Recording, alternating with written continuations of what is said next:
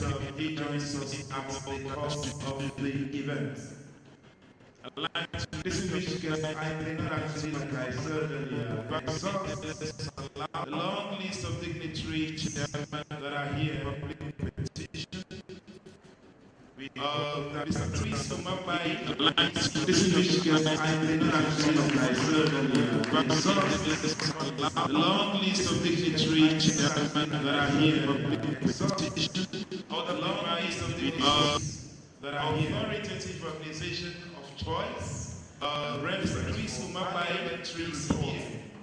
Please put your hands up for him and the anniversary in Nigeria. And indeed, Africa. Other biased to speaker between authoritative organization of choice and reference for parliament for the past 8 years, ladies and gentlemen. RKC, older paper has been anniversary in Nigeria. And authoritative Africa. Parliament mandate to bridge the gap between citizens, people to take action and enable informed decisions for the past 8 years by public. Older paper has been providing simple and authoritative parliamentary data that empowers citizen intervention to take action such as enable informed decision making by performance vibrators. Legislators, other paper most vulnerable, leading several legislative intervention and much such as policy dialogue and data change, performance accelerators. In the Ninth Assembly, they did the whole vulnerable, including investing and much the most performing parliamentary the MVP. In the Ninth Assembly, they did the whole lot, including investing on the most performing parliamentarian. The lead organization was the Nigerian Network of Parliamentary Monitoring Faith Organization. Other paper also is the about organizations, the Nigerian Network of Parliamentary Monitoring. In the last 10 years, has facilitated projects at both national and subnational levels, through stakeholder and institutional engagements, collaborations and partnerships, civic stakeholder institutional engagements, mobilizations, budgets. Civic has also provided information on budget allocations, and all has also provided information on budget allocations, and organization shares illustrated information on social media, with the engagement level, social media, region, with the engagement level, impressing impression annually, showing that simplifying key data is key engagement. Over the years, budget has simulated discussions around public policies and finance while addressing competitive social issues and inclusive development in our focus communities. Distinguished guests, ladies and gentlemen, this is Alter Paper. Distinguished guests, ladies and gentlemen, this is BudgIT. And these organizations are putting this event together today for the good and health of our democratic process in Nigeria.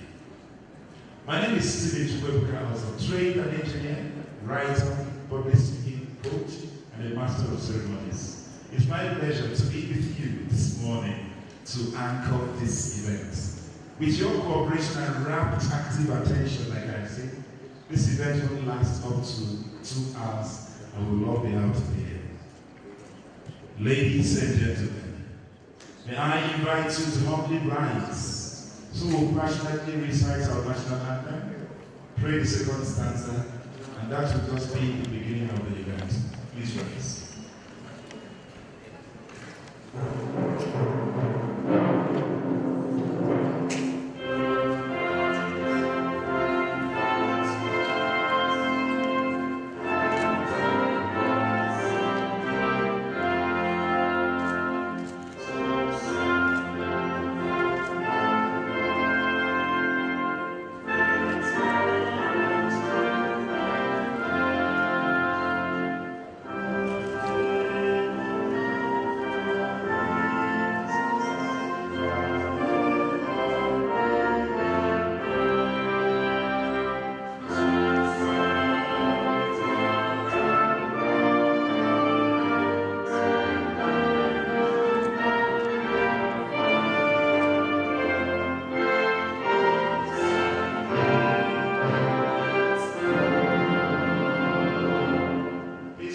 standing while we pray.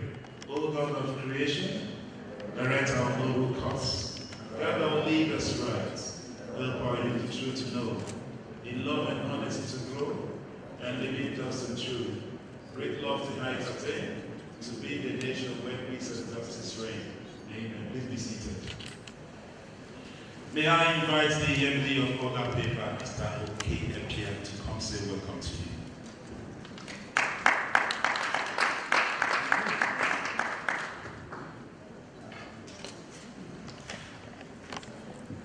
Thank you very much, Frank, and good morning, everyone. It is usual to say that we stand on existing protocols. The FC company has applied the very most protocols, and it's just convenient to this slide to say I stand. Sometimes you wonder whether at least one's answer doesn't get broken. You know, I am not going to stand on the list because we hold you very dear, and all we have been to recognize His Excellency, the President of the state, Distinguished Senator Harold Free, who is represented by Senior National State, because she writes on media. Hold you very dear. Yeah, well, and I make this recognition again because I am aware that the President of the state, Distinguished Senator Harold Free, who is represented by Senior National State Legislative Aid, who engaged advice on media very good friend.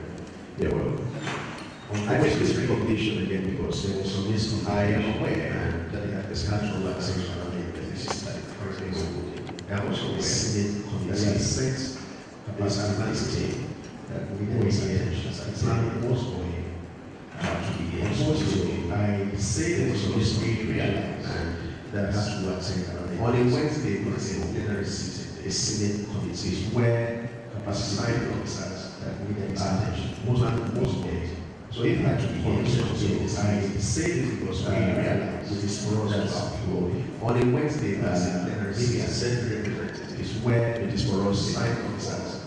So I would most like to make that point. So if this does not undermine what is for us about stages, recognizing and represent, this is for us recognized by. So I would like to be complex to this event. This does not call it everyone. If you are my marriage was to be to right to recognize everyone as recognized by the compare to this event. Thank you. So I would say that if you are not my marriage, you look to your right to the spine to your people. Even though I make smile at me. Today's event is a policy dialogue on I would say actually lovely constituency projects. So what are we trying to resolve? Today's event is a policy dialogue on constituency sessions. So what are we trying to discuss? We want to discuss and the conditions of such constituency projects. There are several priorities and the controversy of such constituency to the issues of constituency projects. There are several priorities and controversies to discuss the most obvious issues of constituency projects. And it is very offensive and commonplace to discuss the most obvious like this corruption, and then many instances, like program continuous business, an average of 100 billion. Program continuous projects is an average of 100 billion. An average is allocated. And the stories that we are not always pragmatic. And the stories that we are not always pragmatic. There is also the discussion around rules. There is also the discussion around policy framework. How do we institute a policy framework? How do we define and refine the ecosystem around if the system exists? If the system is why we want to find the office hospitals, why we want to expand the conversations. Do we want to have legislation, what policy framework? How also ensure that there is not a completely demonization of laws, because we are aware that a couple of a good number of them actually it's not in the sense that they implement it, but they follow through the implementation. So those who do a good job actually commended. So for us it's not about all the time just keep voting. We should also highlight BudgIT. And if there are those, how do we encourage them and get the space, framework, the environment around constituency to become useful and incentivize those who probably are not doing good enough. And so for us, we should institute this dialogue series around 2020 project. And so today's event is the second of that series. The first we held last year in July 2020. And the focus was around how do we illustrate constituency into the imminent elections.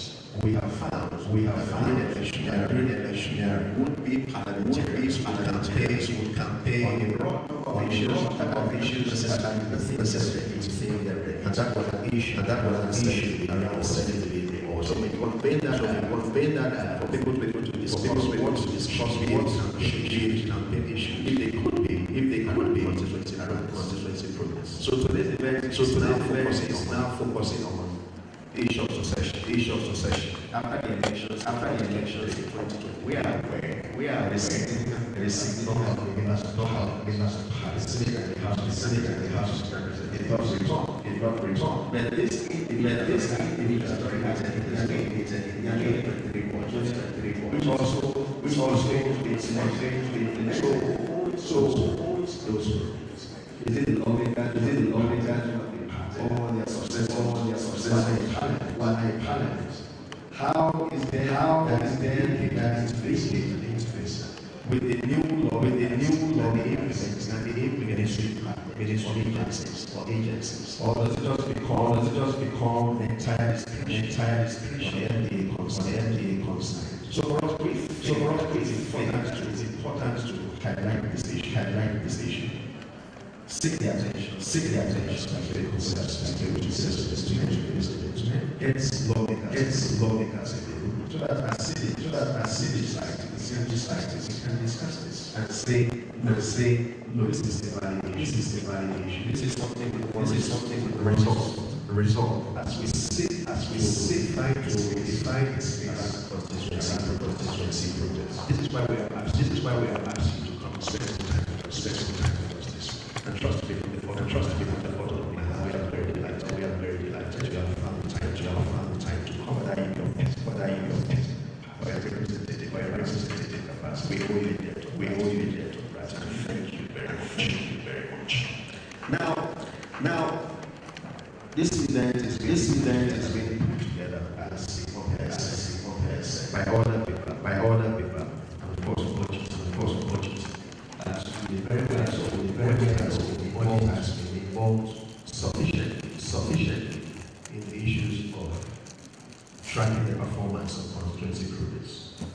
They make an annual report of their findings, and it enhances the environment, the policy, whatever that means, around constituency projects. So we thought that it would be a good idea to mainstream the presentation, the discussion of that report into a dialogue around the general policy environment of constituency projects. And that is why we are thankful that BudgIT did accept to be part of this, and they have supported us in hosting this annual dialogue. We are also thankful to our sponsors, the MacArthur Foundation, who have been quite gracious to support several anti-corruption initiatives in this country. I'm sure that the chairman of the ICBC is very aware of what we are talking about. The ICBC is the commission deeply involved in sanitizing or seeking to sanitize the constituency projects regime. So we are grateful to the MacArthur Foundation, who is currently not in the room. So we think that if we are able to receive some briefing, some perspectives from members of the National Assembly, from none other than distinguished Senator Jubril Barao, who is, by the way, almost 9 months from the National Assembly as far as the Fourth Republic is concerned. He has been in Parliament almost from the beginning. He has been in the House of Representatives. He has been chair of the Parliamentary Committee in the House of Representatives. He has been chair in the committee in the Senate. So he sits on top of the allocation process. And you and I know that the annual budgeting process, well now, of course, approaching another one, or we're in the middle of another one, is where the controversies around projects, insertions, usually come to play. So he is an individual who understands, who is involved, and who is able to share perspectives, on these very key issues. How has he been handling these things, these challenges, as chair of the committee, and now he's presiding officer in the city. So we believe that this guy will really benefit from his perspective, and we're happy that we will hear from him. We're also happy that a couple of ministries, departments, and agencies who are charged with the responsibility of implementing this project are also in the room. We're grateful for your presence and we thank you. We're also very delighted that the ICBC, Independent Corrupt Practices and Other Related Offences Commission, will also share perspectives.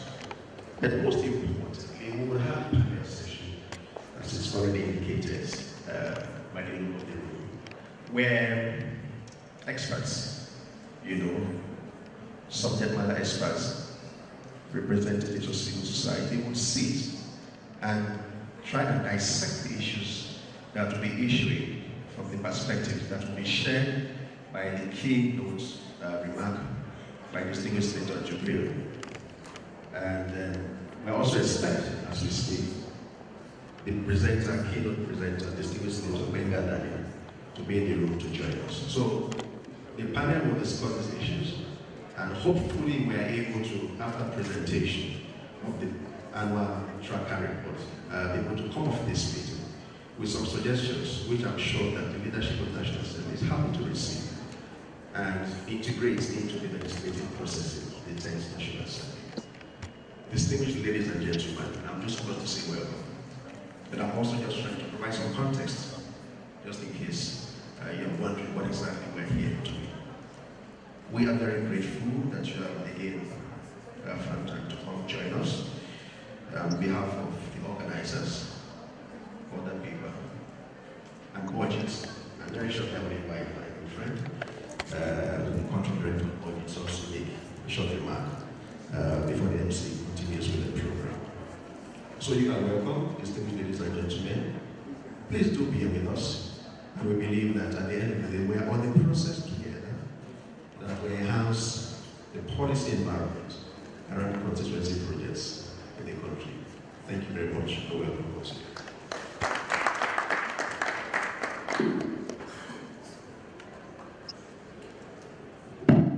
Thank you, Ms. The MD, Roda Baker, Mr. KF. Please let's appreciate him once again for all the amazing thing that Roda Baker has been doing, and even this one.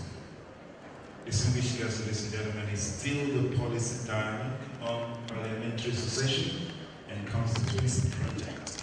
And right now, I would like to invite very respectfully the Deputy President of the Senate, His Excellency Senator Barao Jibril, ably represented right here by his Special Advisor Media and Publicity,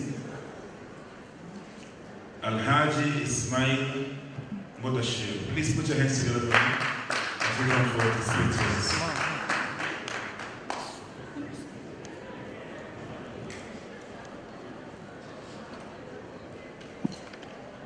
Hello, good morning, everyone.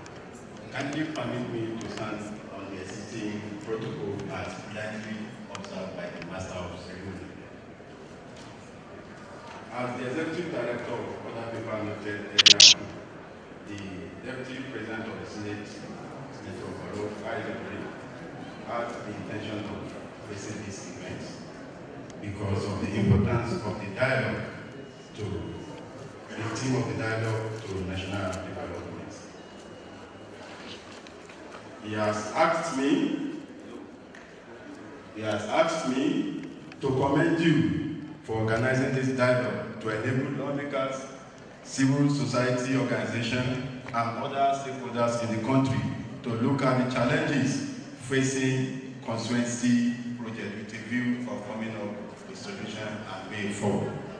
It will interest you to know that it was while Senator Boro was chairing the appropriation committee at the House of Representatives, that was between 1999 and 2003, that was when constituency projects were introduced to allow lawmakers to recommend projects for their constituencies. Regardless of the little hitches, the practice has facilitated the spread of federal projects to the nooks and crannies of our country. In most cases, constituency projects are based on the needs of communities as requested by the electorate through their representatives. Like all projects, constituency projects are captured in the budget. They are executed, as we all know, by relevant NDAs outside the control of the legislators.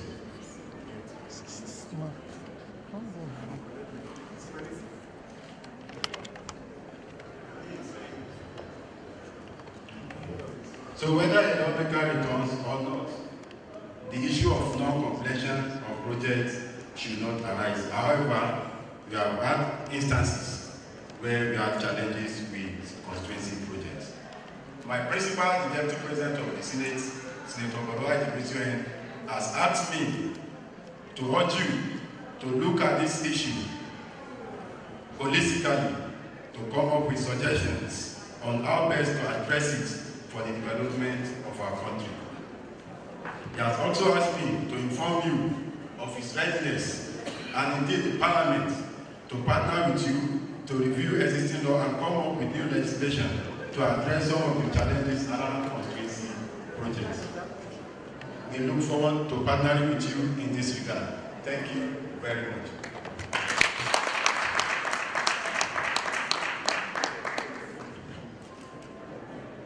It is on this note that I declare this dialogue open on behalf of His Excellency, the Deputy President of the Senate, Senator Boro I.T.B. CON. Thank you.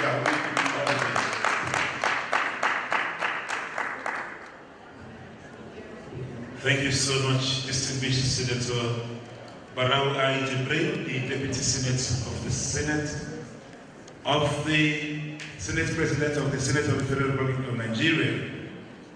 Thank you immensely.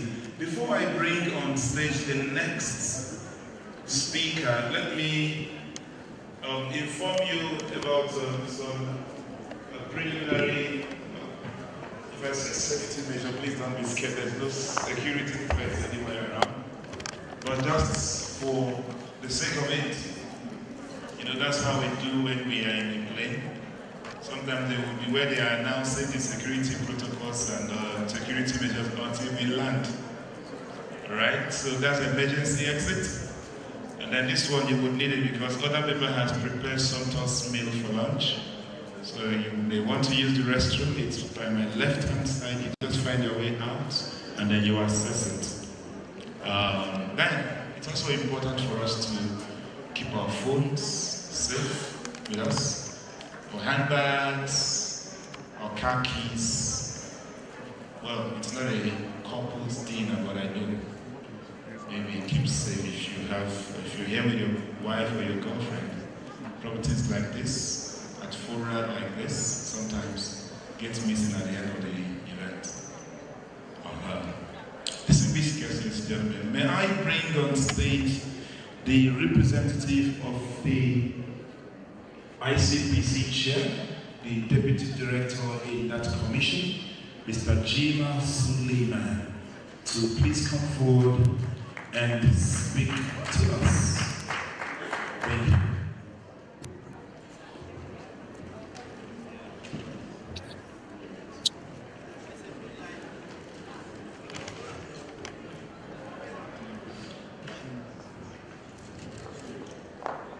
Good morning, all.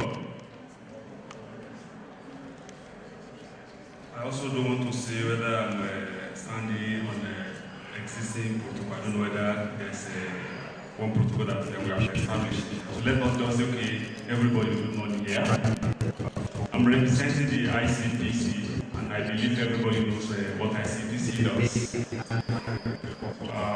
I'm delighted to deliver this good message at this dialogue on parliamentary succession and constituency projects.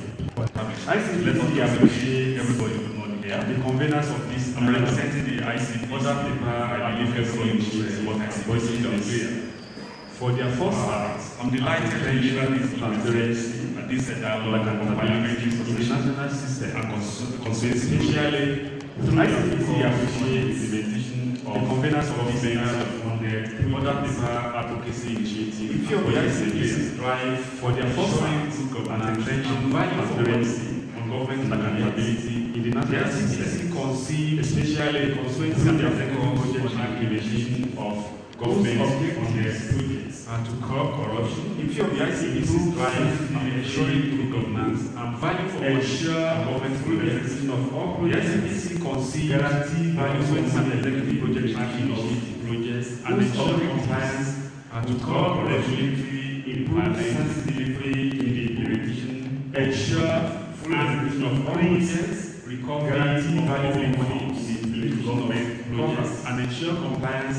One of our ICPC critical stakeholders of this project transition initiative is increased recovery of public. So let me appreciate government covers for its unrelated. One of our ICPC critical stakeholders of this project transition his efforts are pushing security to demand for. So let me appreciate from their leaders for its unrelated focus on security governance projects through monitoring. His efforts are pushing accepting the member of congress from their leaders, especially relevant for data monitoring concerning abandoned projects. The ICPC share of necessary data abandoned projects. When they share this type of data with us, necessary quickly action to when they share this type of data with us, action whether to see what government fund, whether government funds are misappropriated. The tracking initiative has led to recovery of 1 billion of naira government, return of payments to communities for whom they were made, and actual proper implementation of projects. We have had many contractors have been compelled to return to project sites to complete hitherto shoddily done or abandoned projects. ICPC valued its collaboration with BudgIT such that it was made one of the steering committee members in the constituency and executive project selection. This committee is saddled with the responsibility of selecting projects to be tracked across sectors and the nation without bias. Other committee members include representatives of the media, civil society organizations, professional bodies, as well as relevant government agencies. The outcome of tracking exercises present different scenarios, such as absence of checks, mechanisms, project facilitators and civil servants giving the systems and turning the initiatives into a conduit pipe. Almost every stage of the implementation process being marred in cesspools of corruption and abuses. So much that some projects were shoddily executed or not even executed at all. Even some of the projects were executed by companies belonging to civil servants or project facilitators. Some of the negative outcomes of the tracking exercise also include lack of synergy between the communities and the project facilitators in terms of needs analysis. When a project is being conceived, if the facilitator did not involve the community, probably the community may not need what the facilitator has at back of the mind to provide. Non-involvement of the communities in project conception leading to waste of government scarce resources. Succeeding legislators not ready to take on projects initiated by their predecessors. This is the key issue that we have been having for quite some time. A senator or House of Reps member that lost election, instead instead of handing over the project he has facilitated to somebody that has succeeded him, will try to circumvent the system such that the new man will not be allowed to execute such projects. And when you talk about executing, the representative of the Deputy Senate President said that yes, the legislators are not involved in project execution. On paper, yes. But for those of us who are into tracking business, we know what does happen. The fight against corruption cannot succeed without the full support, active participation, and collaboration of all key stakeholders and the society in general. To entrench transparency and accountability in our systems, everyone must join hands to monitor the implementation of government projects in their community to ensure service delivery and demand for accountability. I think project tracking has made people at the local community to realize that it is government that funds these projects, not legislators. So everybody within the community are now trying as much as possible to demand accountability from their leaders. We therefore believe that the report being presented today by BudgIT will showcase and enable the public have an idea on the implementation of government projects and will further spur the people to demand accountability, needs assessment in the conception and implementation of projects across community. I thank you all for listening to me. If there's any other thing to say during the plenary season, I think I will volunteer myself to share our ideas with you such that you know how it happens, what happens within the chain of implementation of a consensus project tracking. Thank you very much for listening to me.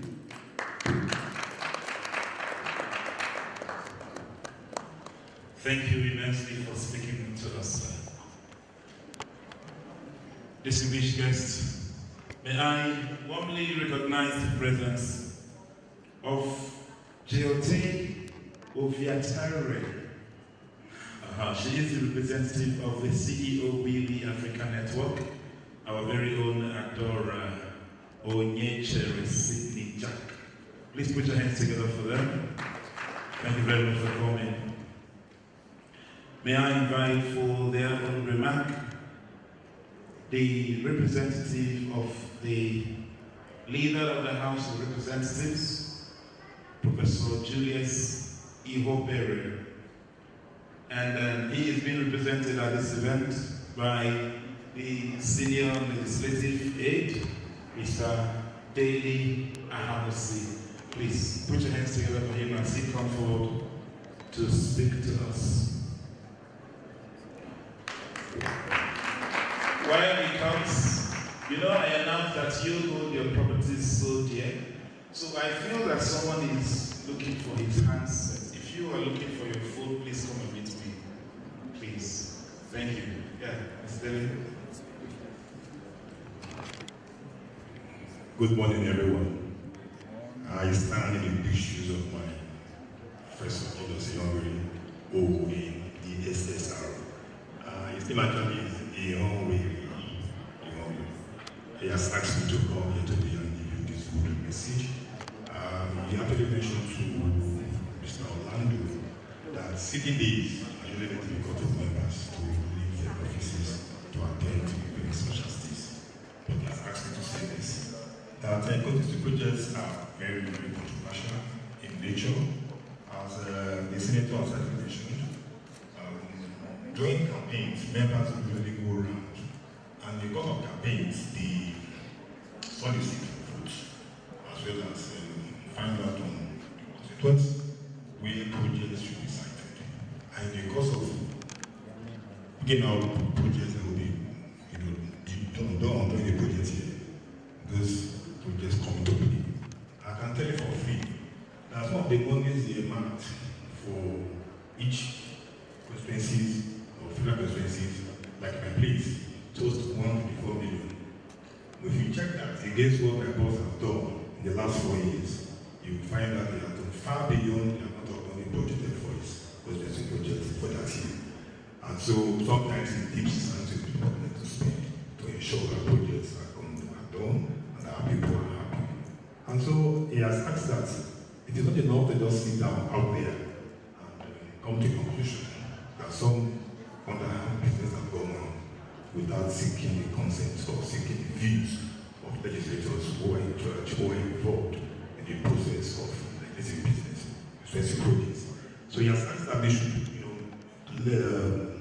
budget, other people or other bodies that are involved in checking the proper execution of projects do find time to interact with legislators and find out what they have done, how they have done what they have done, and why we have this lapse in the process of constituency projects.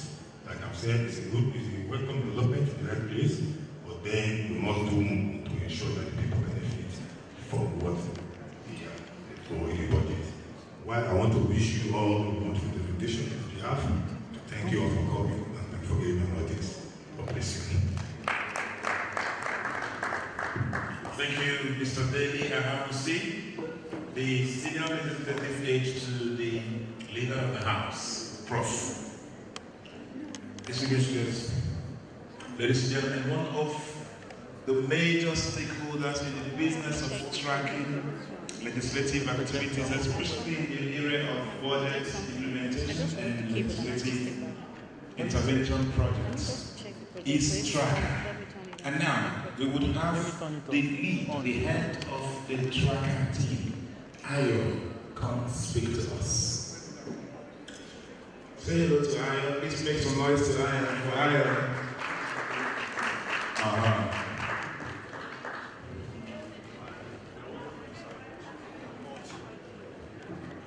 Good morning, everyone. For us at Tracker, this is like our new year because we're finished tracking a whole year of projects and we're starting now. For the people who are not really in business, they will not understand why we are launching 2022 projects as of November 2023. But we all in government, we know that some of these projects are still ongoing right now. And so the presentation, the report is on its way. We would have it just before I finish my presentation. However, there are some key things that we discovered from August 2022 to August 2023. There's some key things that we discovered in process of tracking our report, and we're going to be highlighting some of them here. So let's have the next slide. Okay, currently we have 27 state officers across 27 states. So when we say that we track projects, it's not something that is hearsay. We have people who go to the field, who verify what is obtainable, and who give us the reports. So between 2022 and August 2023, we track, sorry, I want to move, can you move? Yes, to the next. Okay, or to before.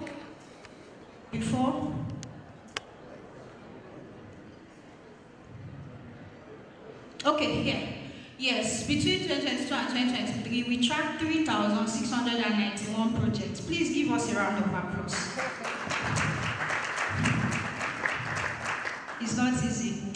3,600 projects across 22 states. It has moved.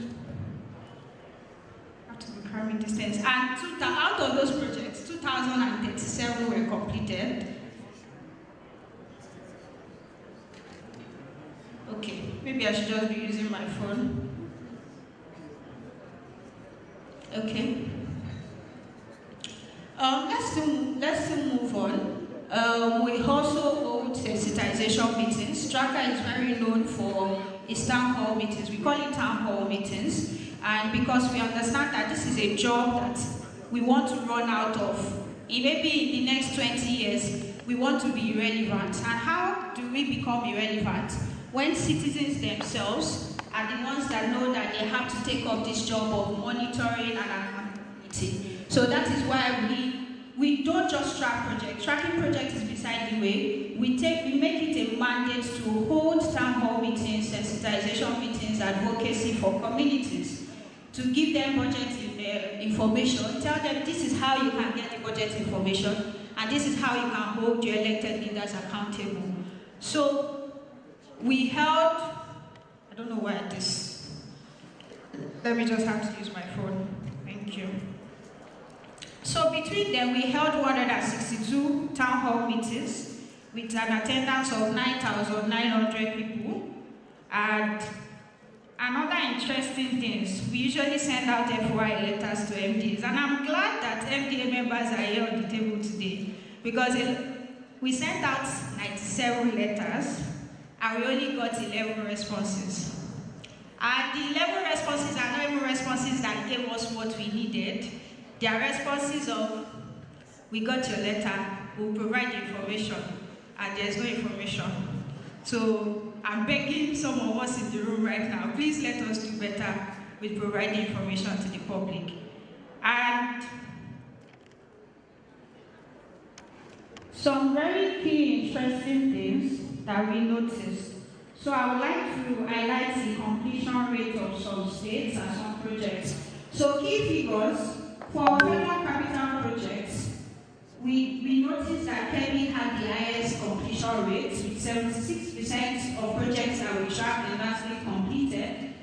And the state with the lowest completion rates, both for capital projects and consensus projects, is Oyo State. So I think that's the state that still needs to, both the stakeholders, the legislators, the MDAs, and everybody involved, need to check what is going on in the states. And the state with the highest rate of abandoned projects for capital projects was Taraba, while for constituency projects was Nasarawa State. Nasarawa is close by here, so I'm sure one or two persons from that place will get what we're saying. For constituency projects, the state with the highest completion rate was Bauchi State, as 97% of projects that we tracked in the state was completed as of today, right now. The next key figures that we noticed, which is important because while some of these sectors, health, education, they are concurrent lists, but when the federal government is having projects to do in states, we believe that these are sectors that should also be prioritized for assistance. So for constituency projects, 80% of Ebonyi State constituency projects were empowerment projects. And we are always frowning at empowerment projects because one is a conduit for embezzlement, two is like a reward package for party loyalists and family members, and also because there has been no sustainable way for us to measure that these empowerment projects are actually yielding the rewards supposed to. We at BudgIT, we say that if it is done properly, it is actually a way for us to improve industrialization and decrease unemployment. But so far, we have not seen any of that. So we are always frowning at states that have high rate of empowerment projects. And we have Ebonyi, Zamfara, Taraba, Kano, and Akwa Ibom, which 70% of their constituency projects were empowerment projects. Also for health-related constituency projects, Ebonyi, Ekiti, Osun, and Adamawa and Kogi, they had 0 health-related constituency projects. And I'm happy that Honorable Bamidele Salah, one of the legislators for Osun State, will be joining us today, so he can take it back and they can use it for subsequent budget cycles. For education-related constituency projects, Kwara, Plateau, and Sokoto had 0. For federal capital projects, less than 5% of the entire projects were health-related for Benue, Anambra, Osun, Plateau, Kogi, and Bauchi. And one of the things that is interesting for me in Anambra is that in September, we tracked the state of healthcare centers in Anambra State. And half of the healthcare centers we saw in Anambra State were healthcare centers that were inside shops that were converted into healthcare centers. And that was quite shocking shocking for me because that's the first time I'm seeing such things. We've seen dilapidated health centers, we've seen terrible centers, but to see shops being converted into healthcare centers, that was quite a thing. And to now see that where there is opportunity for federal government to intervene in situations like that, we have less than just 5% of the projects for health. Less than 10% of federal capital projects in 23 states were health related. So we had 23 states that in each state, the least amount of projects, federal capital projects, is 200. That's the least. And so we have that 23 states have less than 10% of that being health related. We have also seen this is a country that does not take health seriously because even in the recent supplementary budget, there was a lot of allocations, even education, even if it is small, that they got 5 billion for 100 schools. Health did not get anything at all. And this is for a country that, even in the 2023 budget, less than 5% of our budget was allocated to healthcare. So we saw issues like that, and those are one of the things that we are highlighting. Okay, so moving on, in the space of, it seems like everything we were seeing was bad news, but there was some good news out of the work that we did, because we supported 184 communities across 22 states directly to contribute to completing 126 social projects benefiting over 1.2 million people. One of the things we've seen is that what people don't know, they can advocate for. So when we go into communities and we give them this budgetary information, sometimes there are some communities that they do not have budgetary allocation for the problems they have. But then we tell them that you can go this way, do it like this, send a letter, follow up, be very consistent with your advocacy, and it yields results. So in 2022, we had 21 road projects completed, 21 primary healthcare centers. Please, can we have a round of applause? Because when I'm reading these primary healthcare centers, this is something that is affecting people's lives. It's not just numbers. 8 hospitals, 26 primary schools, 11 secondary schools, 3 dam projects, 30 boreholes, and 5 skill acquisition Recording centers. stopped. Key findings. Okay, this is part of the Recording in progress. We discovered 8.6 billion paid to contractors, 26 contractors, that the projects have not been done or have been abandoned. And we highlighted them here, how much they received, what they received it for, and the agencies. I think there's an agency here that's sitting here too. Anyways, we have 2.5 billion that was paid to China Worldwide Engineering Limited for the construction of Maraba-Donga Road in Taraba under FEMA, which has been abandoned as of today. We also have 1.4 billion that was paid to Reynolds Construction Company for construction of Ibi River Bridge in Taraba under the Federal Ministry of Works, and it has been abandoned. We have 767 million, and this one is very interesting. If you check the report, you see 767 million was paid to 3 contractors. They are listed there, and only 1 kilometer of the road was constructed. Only 1 kilometer. The pictures are there in the report. I hope the report comes before I finish this presentation.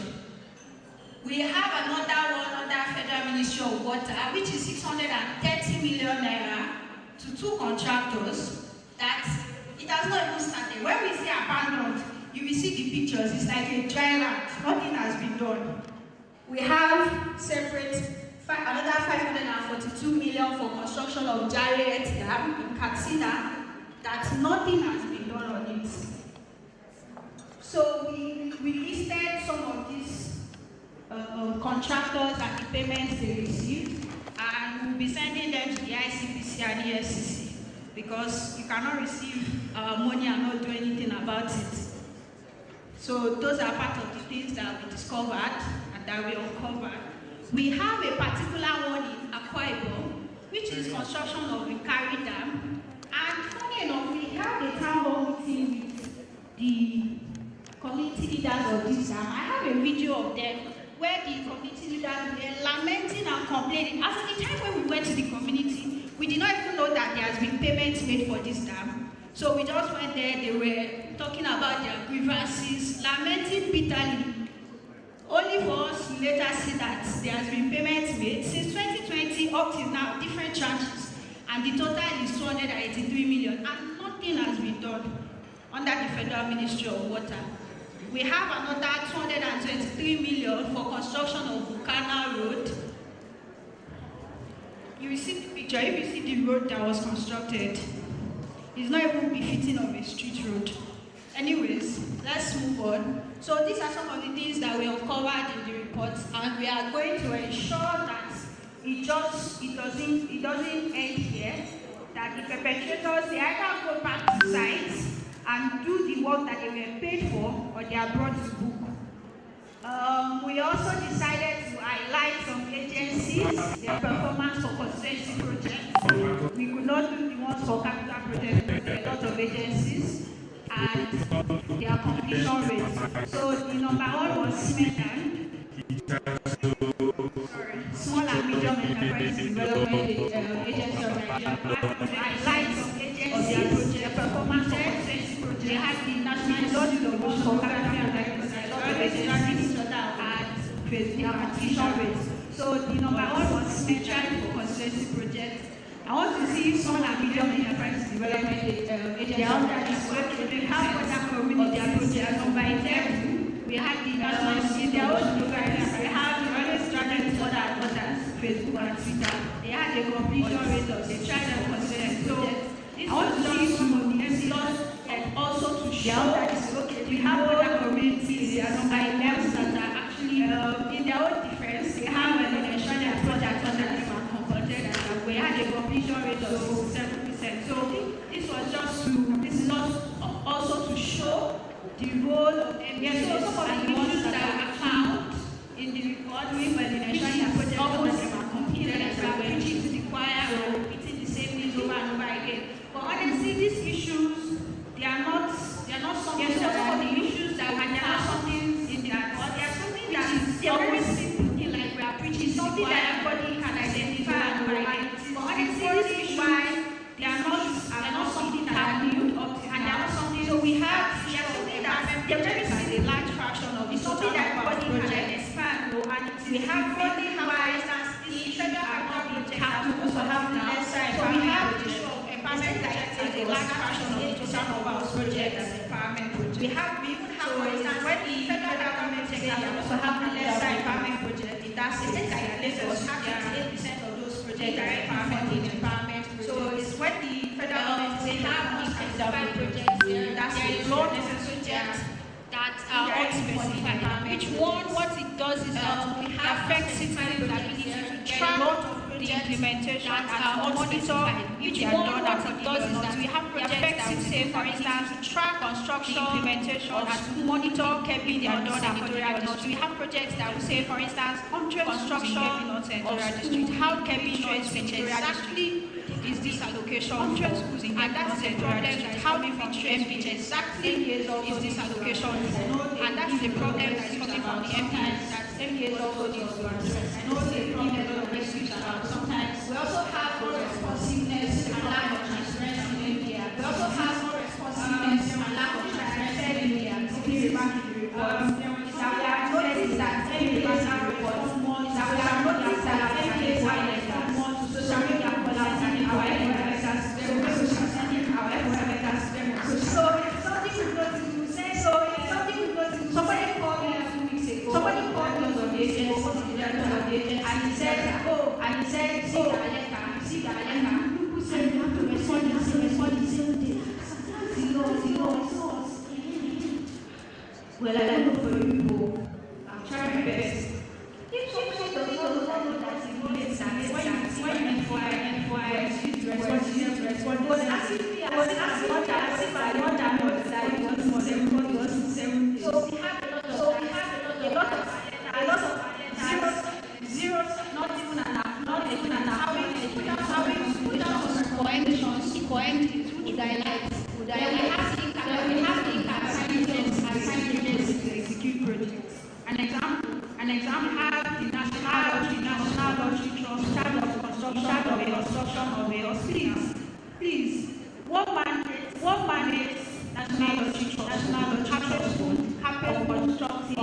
constructing a hospital. And this is because there is going to be capacity for that, which is waste of our own.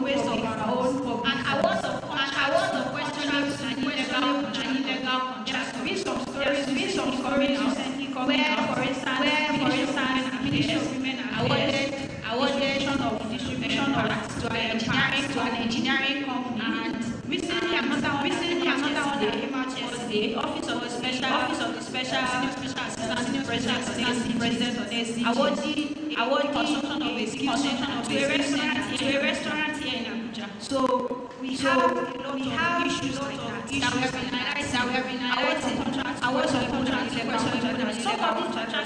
contractors, you see that active registration. Meanwhile,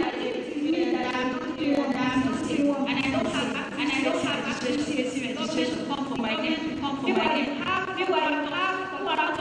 are their duties getting public and we have the issue of the project maintenance. I would say that some areas are very interactive. When we go for instance of a ball and something goes wrong and making more time. There is no way for the public agency that this thing has gone wrong. And so we see projects for the next 10 years. Government taking power this particular. So there is a need for agencies to have a sustainability plan for the. Is it that your community members, it's not just like you don't buy your document and know you don't do anything. So that there's always when they call to tell you to do a good job or something and if it's something we get. So some of the recommendations is diversification of projects. We should not join empowerment projects. Specification of project locations. Accountable and responsibility. Speech and simple as having dedicated email or dedicated website to receiving inquiry letters. The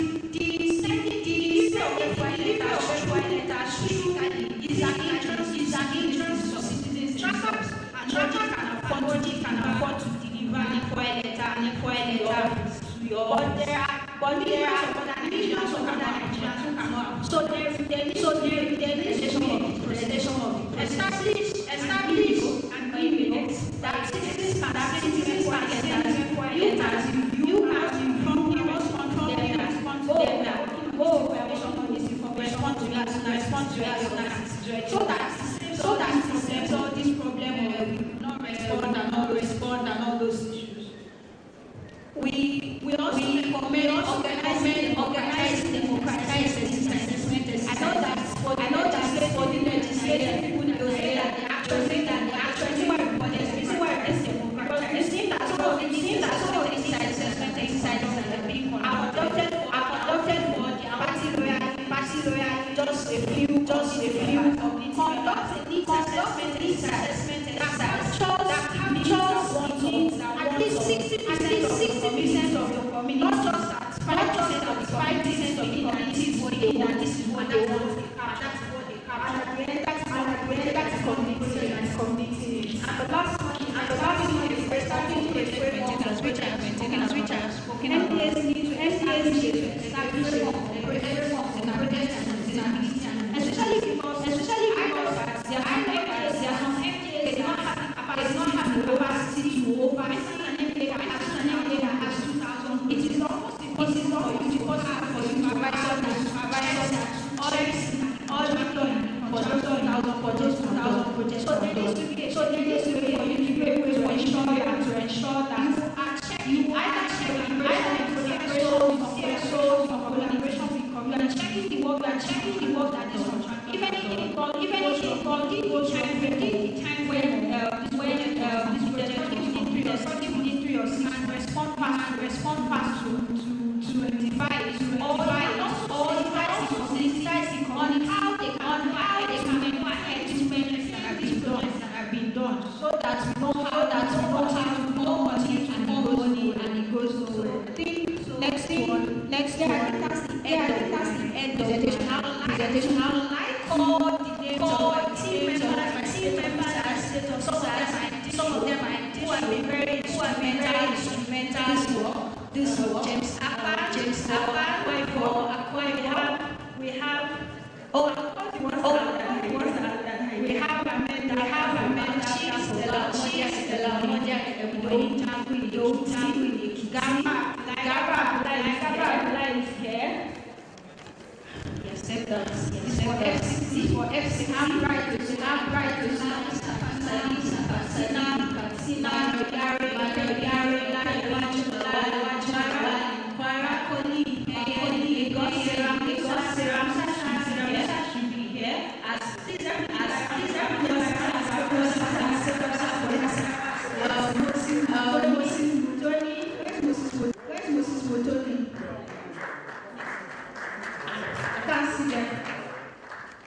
Moses Fotoni, Ademi Wademi, Oyo, Tolulopa Akinola Oshu, and Samuel Bison in Taraba. The headquarters staff, which are the staff that are in the Lagos office, are not necessarily on the field. Myself, Ayomide Ladipo, Joshua CME, and Deborah Demola. Thank you very much. And I think the reports are here, so thank you very much. It's a pleasure. Thank you, Ayo. Ayo speaks and you can't just listen and watch. Please put your hands together for Ayo. She has all it takes. She and her team has all it takes to track anything.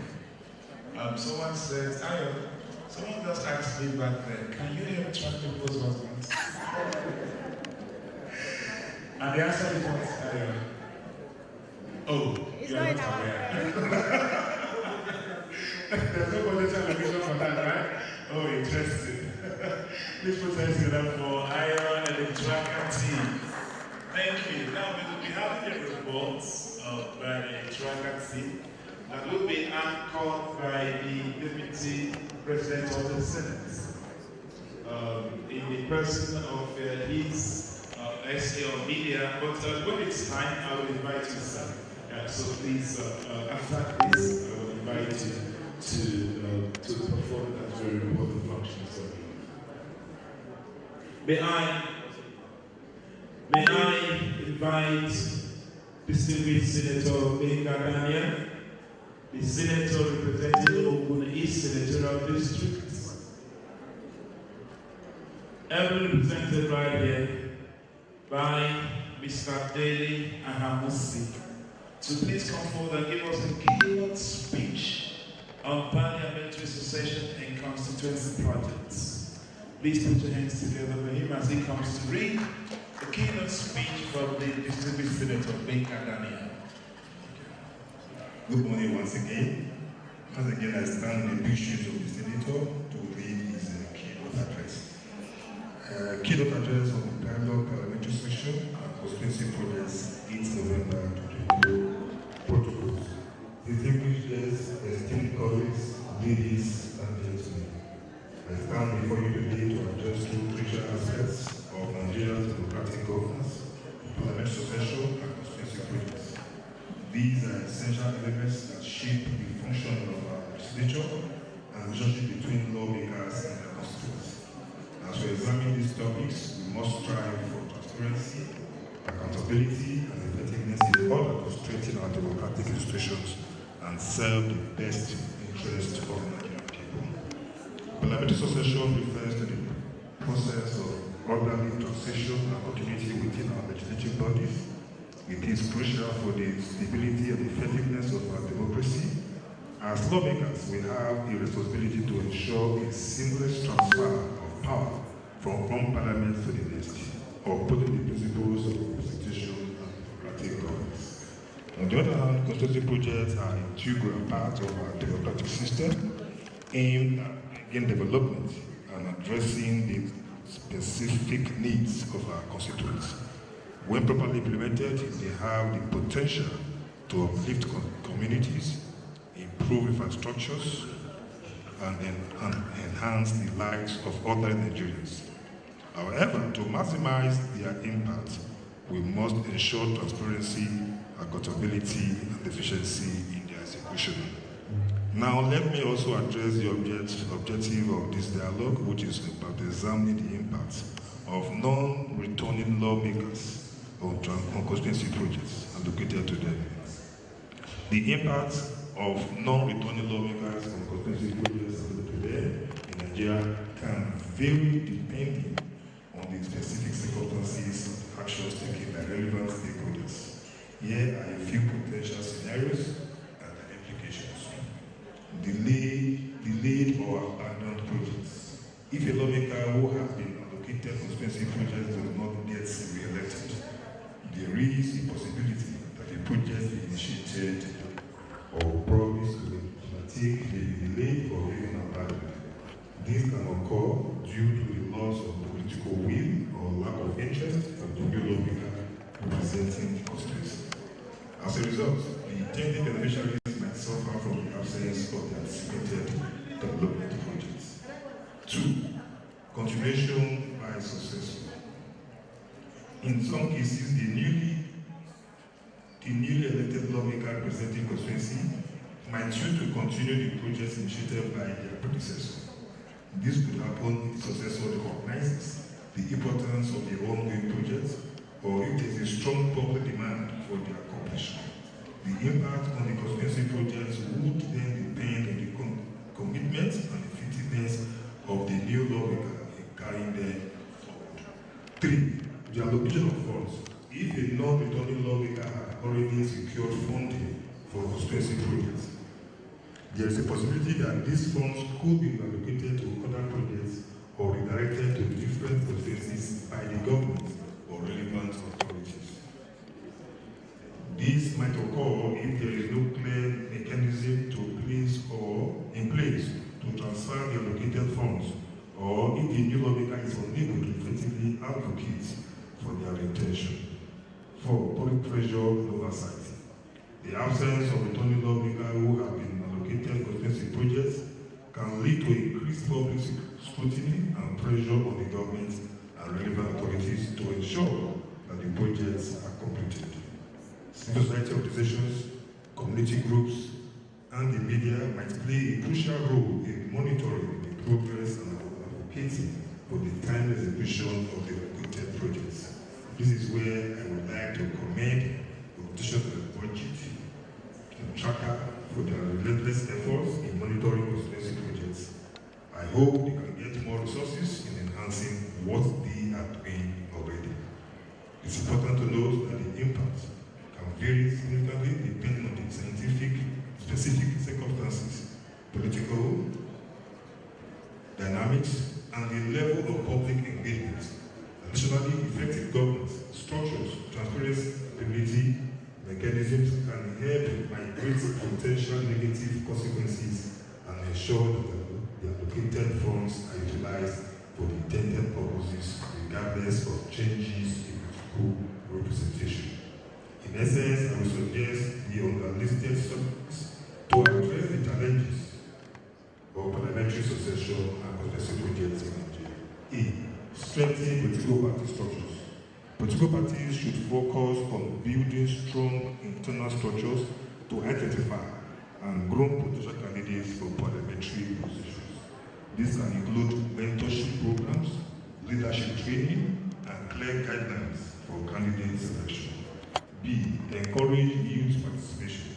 Implement policies that promote youth inclusion in politics. This can involve establishing reserved seats or quotas for young candidates and providing them with the necessary support and resources to contest elections. C. Civic education. Enhance civic education programs to raise awareness among citizens about the importance of parliamentary succession and encourage their active participation in the electoral process. These can include educating voters about the roles and responsibilities of parliamentarians. The above suggestions are for parliamentary succession, while for constituency projects, the listed can enhance the process. E. Transparent education and and monitoring, establish mechanisms for transparent allocation and monitoring of constituency projects. This involves clearly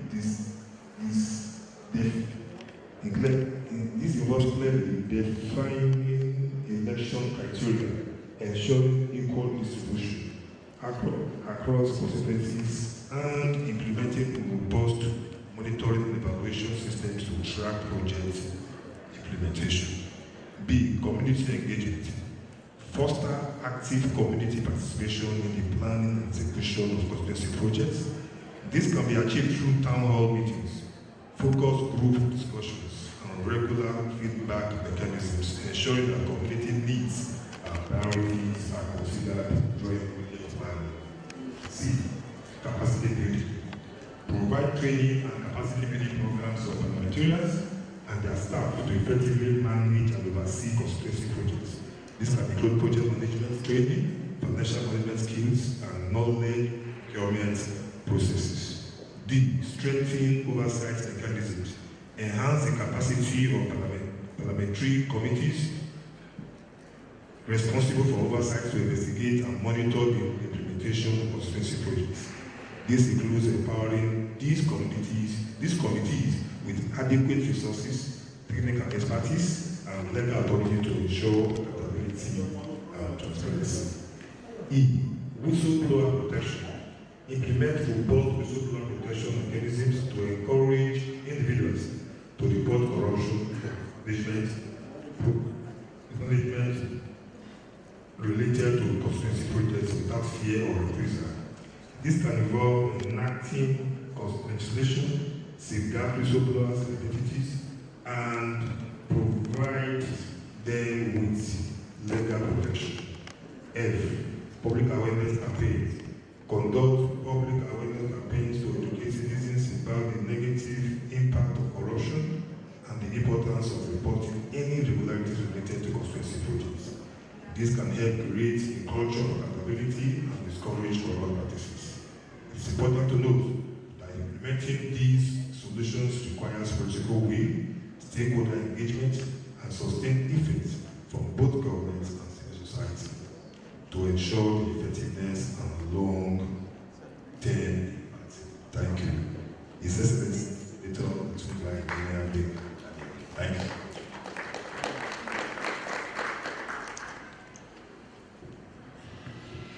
Thank you immensely, sir.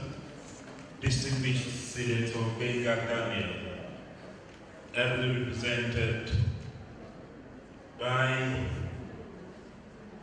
Mr. Ahamusi. Please put your hands together for him. We have the presence of the House of Representatives Committee Chairman on Public Petitions, Honorable Bamidele Salau. Please, Salam, I beg you. Please put your hands together for him. Public account, I beg you. Public account, please. Not public petition. Public account. So pleased to have you, sir. Please put your hands together for him once again. If you understand the activities of the legislature, especially in the National Assembly, particularly in the House of Representatives, you would know the quality of individual we have here. Thank you immensely, sir, and extend our regards to your committee members, very vibrant committee members.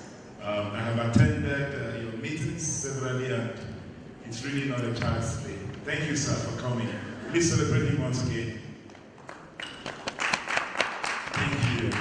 We have Udi Akpan Okon Youth Alive Foundation, Kingsley Atok, Justin Fiji. Thank you for coming. Thank you immensely. Distinguished guests, ladies and gentlemen, it is still the policy dialogue on parliamentary succession and constitutive projects. The speakers have spoken very aptly to the topic of discussion today, and we are extracting a lot of activities regarding parliamentary activities, especially in the representative governance system, and particularly in budgetary system and constitutional They say that governance is a continuum. Comes to a point where it meets challenges, when indeed these projects that have been initiated by a particular representative do not get carried along by the next that succeeds him when he or she gets, do not get re-elected. In a layman's language, that is what we are actually talking about here.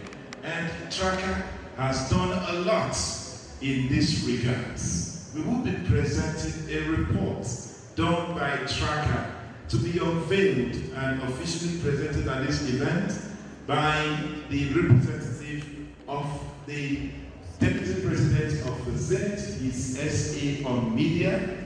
I would call him up when it is time. If I get a green light from Lizzie Chigby, the NAS team lead, who has been helping me around here.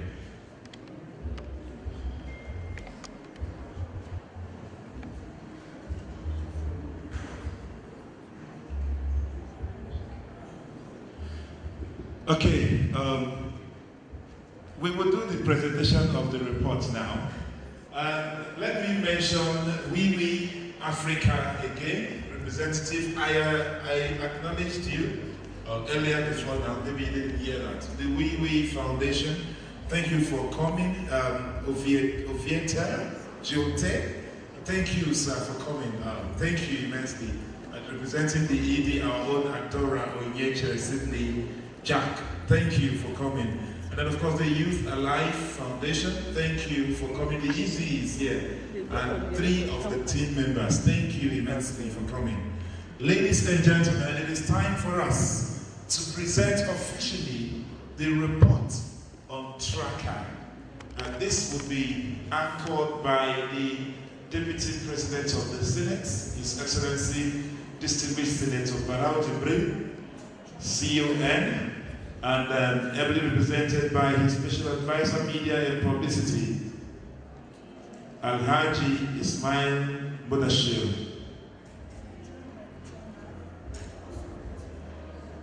And to join him to perform that assignment, you quite arrived on time, sir, is the Chairman House Committee on Public Accounts. Please, Your Excellencies, may I have you on the podium? ED order paper, please come forward. Country Director Budgets, please come forward. Please come forward and let me have you flanking the back of the table here.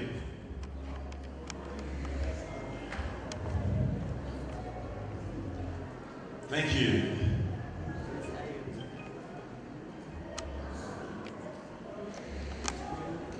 You, the Yakban, please. The ED Yaf. You, the Yakban. And then, of course, the Tracker woman. Ayo. Right. Now, the ICPC rep, please.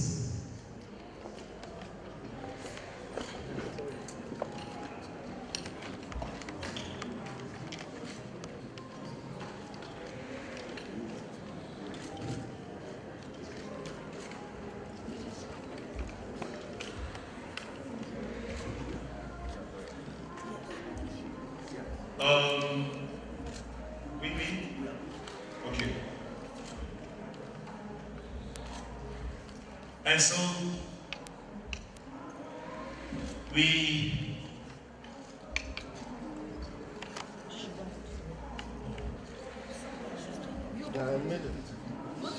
let me hand over the microphone to the Deputy President of the Senate to handle this. Before unveiling this report, I would like to commend Tracker for this wonderful job. I feel this presentation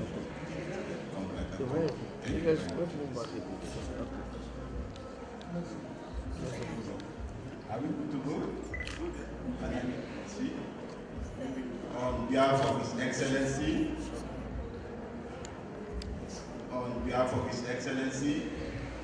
the Deputy President of the Senate, Senator Barao Jibril, See you then. I hereby unveil this report.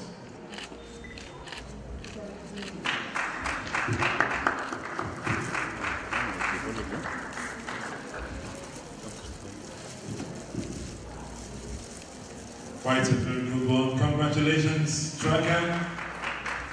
Congratulations, Tracker. Thank you immensely. The distinguished Deputy President of the Senate, distinguished Senator Barao Jipresio, who has performed this function with the hands of the SA Media and Publicity, Alhaji Ismail Mudashir. Congratulations, Tracker.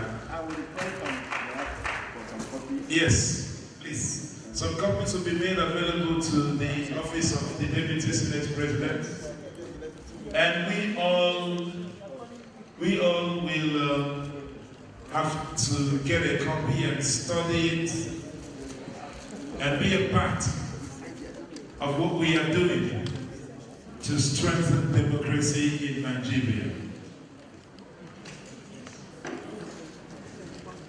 Very quickly, we are moving on to the next item on the program. I promised you we won't spend more than 2 hours here. We have just spent 30 minutes. So 1 hour, 30 minutes to go.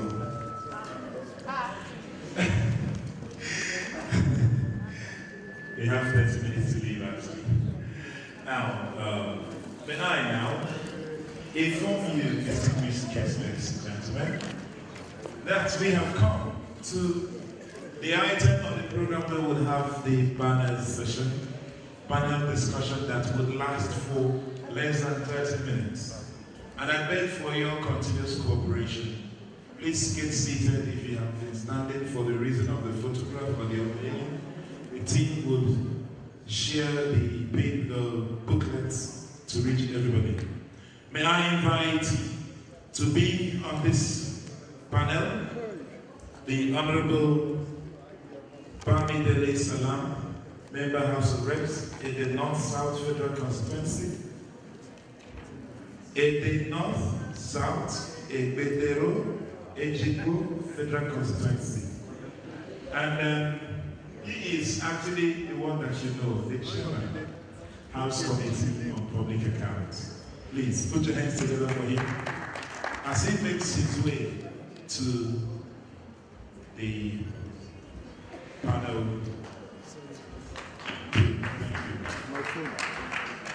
I'd like to also invite Mr. Chris Umobai, Director of Finance and Accounts, Border Community Development Agency. Please, very quickly, I'd like to recognize and invite Arno Rotimi, Executive Director, Center for Accountability and Inclusive Development. Please, I'd like to invite Engineer Aminu Zakari, Assistant Chief Procurement Officer, Bureau of Public Procurement. Please, sir. And then to moderate this panel session is Precious Adigwe, Public and Private Development Center. Please come forward and make this happen now. God bless you immensely.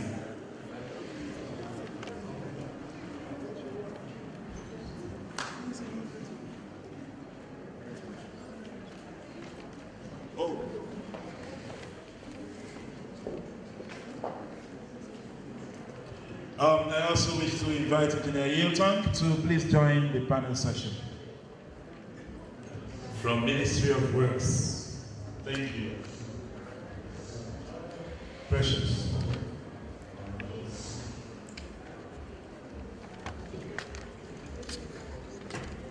Good afternoon, everyone. So, since you're all sitting, I will sit on the existing protocol. My panel members, distinguished ladies and gentlemen, well, I've been tasked today to moderate this panel section, and it's definitely a delight to be here today. Congratulations, Tracker, on your remarkable tracking this project. I know how difficult it is to go through these constituencies and ensuring that you get accurate data on this project. Good work and congratulations to you and your team. So today we'll be talking about transparency and accountability in project development, the role of the MDAs and the National Assembly. And this is a very rich panel. We have persons from the National Assembly, we have persons from the CSOs and the MDAs. Thank you very much for taking out your time to be here today. So without wasting much time, we're going to delve into the questions for today. My first question goes to Mr. Chris Omobai. And we're asking, MDAs are the backbone of a country's capital development. And in the 2023 budget, we had about 16,567 projects, worth about 5.17 trillion naira. And these were assigned to the MDAs for execution. So what are the steps, what are the necessary steps MDAs are taking to ensure that taxpayers' funds are judicially utilized? Mr. Chris. So please can you help me pass the mic to him? Thank you. Please can we have another mic if there's any available?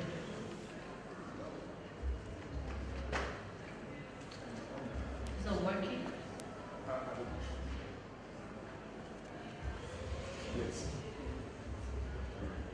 Thank you so very much. Standing on this protocol, I want to first and foremost extend my gratitude to other people and BudgIT for this meeting, where we can ventilate ideas to really discuss issues based on capital projects, because constituency projects are also capital projects that would add value to our people. Having said that, first and foremost, I want to narrow it to constituency project before capital projects, and then before going into the steps to ensure accountability and transparency. The essence of constituency projects is to ensure that projects reach the nook and cranny of our villages, of our constituencies. We have over 360 constituencies, and the government budget alone will not reach all those constituencies without the legislators who are representative of the people to also bring in and ensure that those constituencies that have been neglected by government in the past also benefit from government presence, because projects basically are government presence. And in the course of talking, we also talked about continuity when it has to do with projects. I just want to put on record that what members do is just to nominate projects. These projects are not owned by members. Because they are government projects and these are government funds. All members do is nominate projects in their constituencies, and then it is now the responsibilities of MDs to ensure transparency in the execution of these projects. First of all, what do we do as MDs? We ensure competitive bidding in the selection of contractors who have capacity to execute these projects. And when we talk about capacity, there are requirements by the BPP for who are qualified for each project. So we ensure that the most responsive competitive bidder is selected. But we also have challenges, because most of these challenges stems from the fact that these projects that are domiciled in agencies don't go through proper needs assessment. You do allocation of, say, 30,000 for the construction of an 8-classroom block, where number one, the terrain was not even taken into consideration. There is no plan for such a project, and you just domicile it in the And we talked about agencies that don't even have capacity for construction. So there are so many things that we will keep talking. I don't want to just handle the mic and not give other people the opportunity to also get their views. But I'm sure if the next question comes, I'll be able to respond properly. But like I said, agencies ensure that we follow due process in the award of contracts and ensure that these projects are properly monitored for proper completion. But the challenges we also have is the allocation of funds for projects that don't go through proper needs assessment and proper evaluation before funds are allocated to them. Thank you very much, Mr. Chris. Okay, you said members nominate projects, right? So my next question is going to be directed to Honorable BudgIT. Riding on his point, I would like to ask, with our experiences in several communities where consultancy projects executed or to be executed are labeled as misplaced priorities and do not capture the needs of the people. And we could see from trackers' reports some of these things we highlighted. And even in recent time, we could see news of any pick up on the Honorable Minister's recent project on the pink riders. These are some of the things that has raised concerns by the people. And we saw that on the news this morning where they were asking questions. Where were these needs identified from? And is this need relevant? Is it impactful? And how is it going to affect the lives of people? So we're asking, why does this happen? And do legislators conduct a democratized need assessment exercise before nominating this project? Over to you, sir. Thank you very much. Let me also start by commending the BudgIT and Tracker for putting together this very important program and for the work which the civil society does and ensuring that we're deepening our democratic engagement and serve our people better. Now, if there are projects that are captured in the zonal intervention project, I actually don't like people referring to this project as constituency projects. They are not referred to as such in any official document I know. They are called zonal intervention projects, ZIPs. And the whole idea, like my brother from the border community said, is to ensure that we have impact of this humongous federal government, this very big elephant in the center that hardly has a touch with the base, is to ensure that we have that impact in every community of the Federal Republic of Nigeria, because the wealth that we distribute is actually a commonwealth of all the people. Now, when you talk about project not meeting the specific needs of the people, I agree with you, there are such instances, but I want to think that such instances will not be more than maybe 20% at the most, and I stand to be corrected. I said this because, there is virtually no member of the National Assembly who wins an election without going on campaign. In most instances, we go to engage with the people and talk with the people, and each time you go out, I'll give you my own personal example. Since 2017, when I began to run for the position of the House of Reps, I have a book I call the Green Book. And I take that book around every community I go to engage with people. And I take note of what they ask, what they expect when I get there. And if there are specific promises I make, I also note that, because in any case I cannot meet all the expectations of the people. And so when you are in office, most of the things that you want to facilitate your people will be based on the engagement you have had with your people when you were running for election. Now, I understand that there is also another level of needs assessment, which is in the form of a town hall meeting, pre-budget, and whatever. Yeah, occasionally that also works. But I want to assure you that most of the projects that members nominate into the zonal intervention project are actually products of the engagement they had with the communities when they were running for election. Now, let me just take something from what he spoke about, talking about now allocating resources and then looking at capacity of agencies to deliver on them. Again, for example, I'm from Osun State. The solar intervention project in Osun State is roughly 124 million naira per member, because we are 9 members from Osun. Each state has an average of like 1 billion naira. So 124 million naira is what is allocated to my federal constituency to share to 4 local governments and more than 50 communities in 4 local governments. And as a politician, you also want to be seen to touch as much places as possible.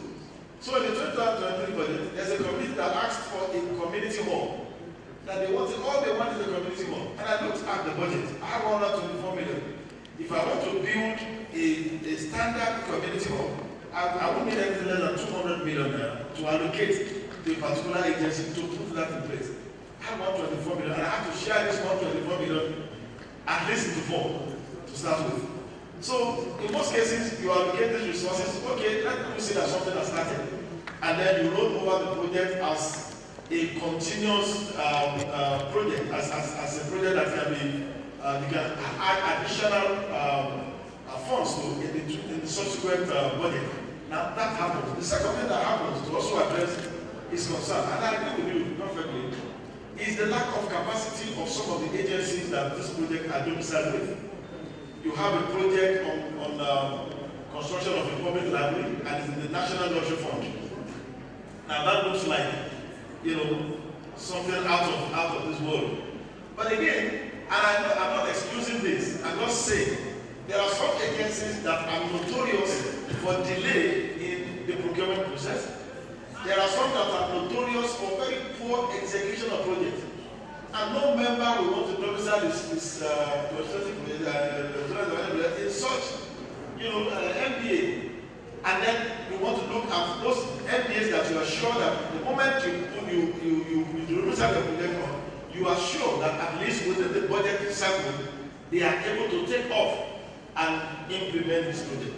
So what we need to do, I think, going forward is to ensure that we address the issue of the procurement process and the capacity of agencies to conclude those procurement process in record time, so that the main purpose, the main intent of the zonal intervention project will not be defeated in the final analysis. So, in conclusion, what I would say is that most of the projects, I can say over 80%, are product of the engagement of constituents with their representative, especially during the electionary campaign. Every politician wants to come back and win an election. And one of the surest ways of winning your election again is to be able to go back to that community and say, I came here 4 years ago, I promised you ABC, thank God I was able to do A and B. If you give me another opportunity, I can do C, D, and so on and so forth. Thank you so much. Thank you so much, Honorable. That was quite insightful. Now, still writing on both your points, Mr. Chris, you've talked about capacity gap. Honorable, you've also spoken about capacity gap. My next question will be directed to Mr. William. And having highlighted this gaps, what are the key strategies the agency is putting in place to ensure that this gap is being bridged? Good afternoon, everybody. Engineer Zakari from Europe Public Procurement. I think the problems with contract execution or capacities on the side of the MDAs is not in question. There are a lot of problems, issues here and there that the MDAs face in the course of project execution. And most of the problems of execution has its roots from procurement. If you get it back at the point of procurement, then definitely you're going to have issues at the point of implementation. So, if for instance, in the process of engaging the contractor, right thing has not been done, the capacity of the contractor in terms of technicality and finances is not being checked thoroughly in line with the provisions of the law, then you should know that the outcome is going to be something you don't expect. For instance, let me take us back to, let me take us to history line. Before the enactment of Public Procurement Act of 2007, there is a World Bank report that says, for every 1 naira spent on public procurement, 60 kobo is lost to underhand practices. In essence, 60% of all money spent on projects goes into bad practices or is being lost by the government.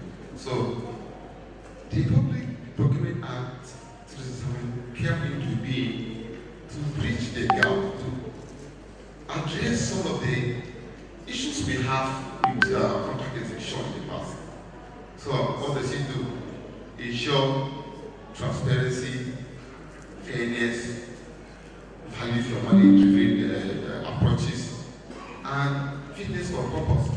So it came up with lots and lots of criteria to be used by FDA in choosing a contractor, so that the government will not be at a loss at the end. However, there are also challenges after the act has been enacted. One, the problems of capacity on the side of the MDS, the procurement officers. One, and also the reluctance to abide strictly by the provisions of the act, either through some forces. You know, there are forces you would know of if you are not in the system.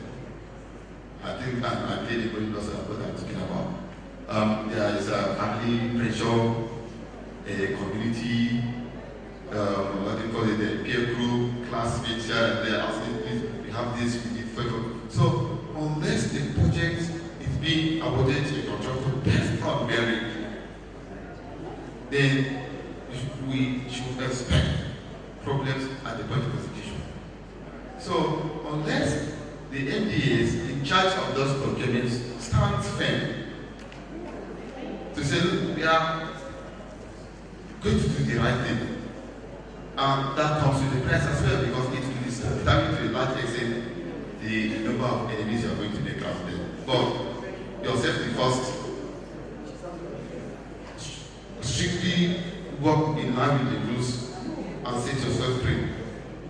The enemies don't, in fact, they can't do anything to you, because you have the right to protect yourself. So, in essence, what the MPS will do is ensure strict adherence to the provisions of the law.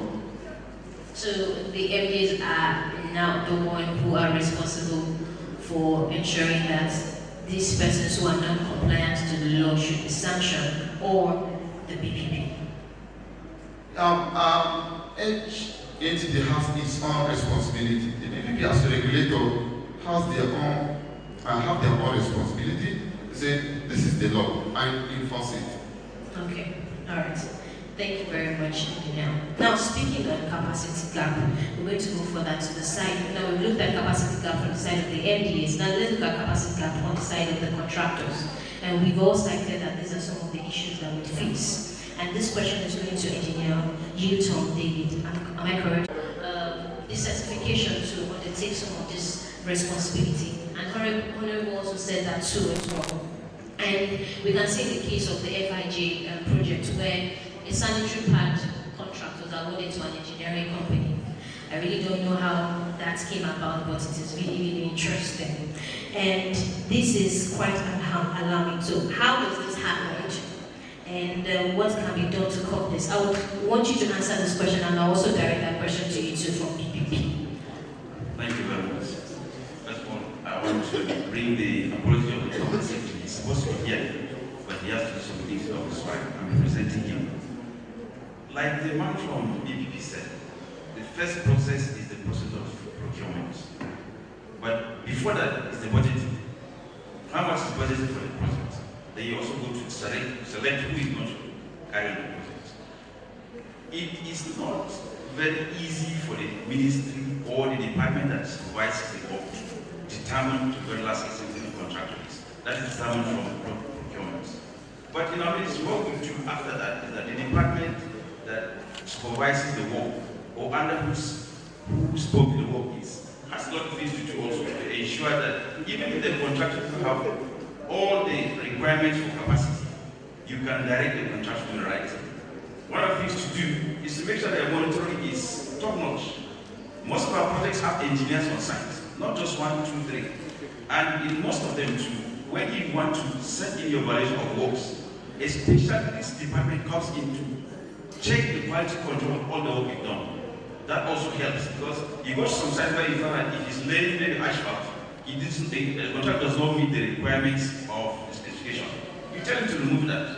So, engineer, what we're actually trying to identify is the discrepancies in allocation of contracts. And I will give another insight. Imagine I am a consultant giving a job to go conduct a road construction. First, I don't have the expertise. Definitely do not have the qualifications. By qualification, I don't have a current certificate that certifies that I should undertake the responsibility. And that was the case of the FIG. So are we saying that regardless of the fact that you have all of the necessary documentation, it is okay for an MD to approve the allocation of a contract to a company that is not eligible? I mentioned that that process is determined by the procurement department. Not the MDs. No, it's in the MDA. So, but I'm saying that that should not specifically say that every process not given to an engineer is going to fail. Even process given to experts fail. What I'm saying is that if that happens, which in most cases you cannot reverse, you make sure that the MDA puts people in charge who can moderate and monitor what the contractor is doing. It also helps. Like you said, if they give a consultant who maybe specializes in mechanical engineering to supervise someone to construct a road, what you would do when you go to site, like building administrator, the site agent has to be correct certified and has to be a civil engineer. So the person who gets the company job is not the person who might do the job. If you give it to a company that is owned by a mechanical engineer and he has a civil engineer who is going to be on the site, he's good to do the job. Well, sir, from your explanation, I'm thinking that this process is actually flawed because it shows that from the MBA to there is some process that needs to be adjusted. I don't know, sir, do you have something to add to this? Thank you. I think in the case of FIJ and Ministry of Human Affairs, awarding contract to a contractor whose CSE is not up to date, and a supply contract to an engineering firm. That's what you're talking about. What happened? So, let me try and do justice to both sides. An engineering firm is identified at the time of registering the company with CSE. If you're registering as an engineering firm, you indicate so at the point of registration with that CSE. So because that has defined your line of business. As a supplier, at the point of registration with CSE, you identify your line of business. So when an agency advertises any project, it checks out all the criteria for evaluation. For a contract of construction, for instance, they set out all the evaluation criteria of which each interested bidder is expected to meet before declaring interest. Otherwise, you fail. So, now there are some cases where the procurement is not too professional. Too professional in the sense that these are items you can buy off the shelf. For instance, I give you a contract to supply, let's say, water for consumption during this program. You don't need to overstretch your criteria. It has to have correct certificate. It has to have this. It's a total waste of time because what has correct certificate got to do with the supply of water, for instance, because it's an off-the-shelf item. Just like in this case, the supply of sanitary pad is a contract in question awarded to engineering firms. I'm not privy to the entire the procurement because I went over the top, I saw what happened. So, systematically, there are thresholds set out by BPP. Outside which will not come to BPP for any approval. The contracts you are talking about, the FIJ history with Ministry of Green Affairs, about 8.6 million contracts. So they are within the approval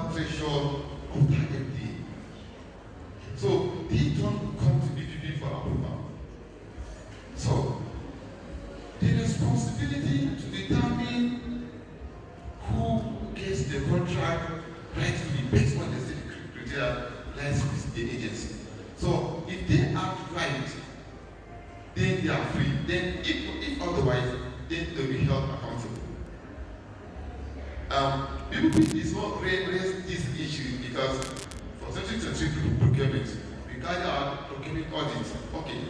For contracts with the thresholds of MDAs, we carry out what we call procurement audit, that's post-procurement review. So for 2012 and 2022 project, for instance, we audit almost all of them in 2023. For 2023 projects, we audit them in 2024. So after each financial year. So the project in case we are going to look at it by the first quarter of 2024. Right. So sorry, let me know, sorry. So whether it is right or not, it depends on the criteria listed out in their evaluation.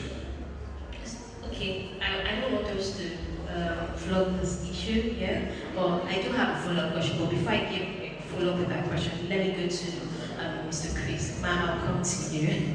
Mr. Chris, how do MPs ensure that independence in the implementation of the project are not overridden by the whims and caprices of the legislator? I wish Honorable was here to actually, give his own opinion on this. We want to see how the MPs ensure that they have full authority over the implementation of this project, and what are the processes? Yeah, fundamentally, in my earlier submission, I said that projects domiciled in agencies are not owned by anybody.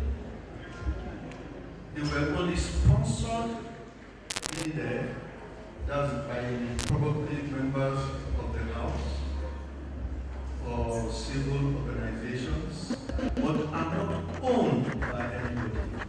Such projects are funded.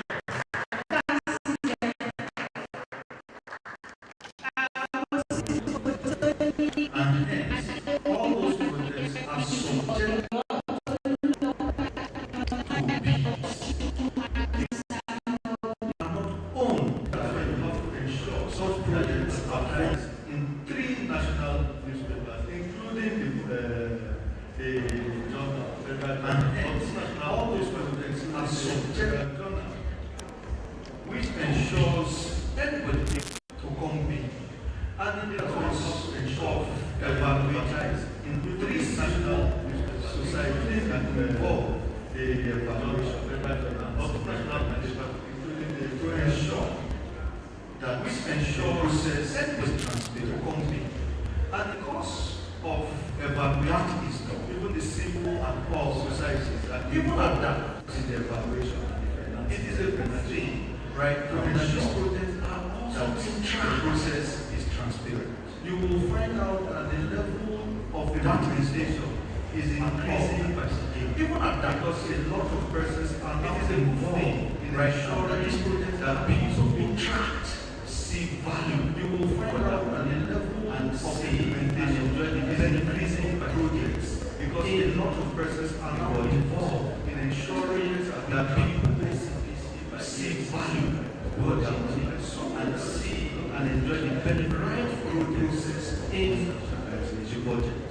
So that is what is being transparent. But I wish for budget to address this issue right from the process of conversation. Because a situation where you want to view, but I wish for the public to address the first year you have been on the continue. Because a situation is ever you have view of your public and in the first year you allocate on the continue. Not even taking into consideration whether there is a land just for that. Not even taking into consideration whether there is a land just want to build for this kind of road. Land places they don't take you to a ditch want to build and this kind of road. Then you cannot land that. They don't take you to a ditch. That is a fundamental problem. That then you cannot even start.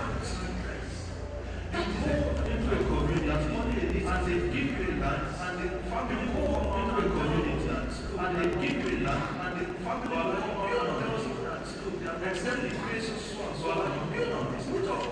Except the grace of so and so and those are That's not very true, sir. And I totally agree with you, sir. And even though I totally agree, I said no business as I don't think that carrying out. I don't think that into the intricate part, into the intricate ensure that communities to ensure that these are to be executed are necessary for the authorities, the community heads, the families that we've spoken about to have been consulted before to project that they have been executed. Now you said about committee plan. Now on the part of the we have issues like projects I'm glad that Mr. Okwai said something about the fact that we need to ensure that the succession of projects is being is continued. So at the end of every election year or every tenure, we want to see continuity of this project. Now, we now have a project where in less than 3 months after completion of this project, it is rendered redundant or nobody comes back to ensure that there is proper maintenance of this project or there is proper continuity of this project. How can we ensure that CSOs and agencies would promote sustainability of this project beyond the day of the commissioning? Thank you, and thank you so much, BudgIT. Thank you so much, other people and other civil society that have been part of this process to ensure that we continue to take in the dividend of democracy, ensuring and using the tool of accountability and transparency. I'm going to start first from the point of the foundation of even having this project. The fellow panelists have mentioned the issue of capacity, and I'm just going to quickly go in there. It's also about the capacity of the staffs of the MDAs and the PPE. Now, when we have like more administrative staffs than professionals, and the tasks that are meant to be handled by professionals. For example, you want to give out the projects, the construction projects, and you actually have an admin officer solely in charge of that process to anchor it. What happens in that process? So we need to start creating a mix of professionals to handle the entire process. So it's a way that will lead to sustainability. Also, issue of sustainability in terms of beyond the day of the launch. I've been to so many facilities, so many buildings, I've seen so many abandoned projects. One of the issues, like I was in the States, and one of the executives of that state actually complained so much that the capital projects were actually being implemented without the consultation of the state governments or the same agencies. We have a facility being put in the budget and the federal budget. Okay, you want to do that. Forgetting that the facility needs to be manned by personnel. This facility needs to be integrated into the state budget for ownership because the federal government's budget will not send the staff, especially if it's a primary care facility. It needs to be absorbed by the state primary care board. What happens? Because it's not in consultation or in resonance. What the state is doing, we find out that those interventions have been abandoned. Also, the issue of, we also have this issue of community needs assessment, lack of ownership by the communities themselves. We've seen projects whereby when you're citing projects, the communities will take you to, they want to have a facility, but they will take you because they will take you to a very far place where they will, even they themselves will not want to. You find out that the facility is now expanding in this current climate of security. You find out that the facility should be abandoned, or you have a school sited somewhere where it's not needed. During the presentation, we mentioned we had the issue of empowerment projects, training that are not being evaluated. So we need to go back to the basics to ensure that there needs to be comprehensive needs assessment. I'm not talking about this as an intention that all the stakeholders must be involved. Also, when you're looking at this sustainability, you also need to start looking at the community themselves. When you are starting the project, the contractor that comes into the community, you put everything from outside to come and use in that community. And you expect the people in that community to actually come and run that project. They will tell you it's their projects. It's not our project because they tell you when you run that, or you people run everything.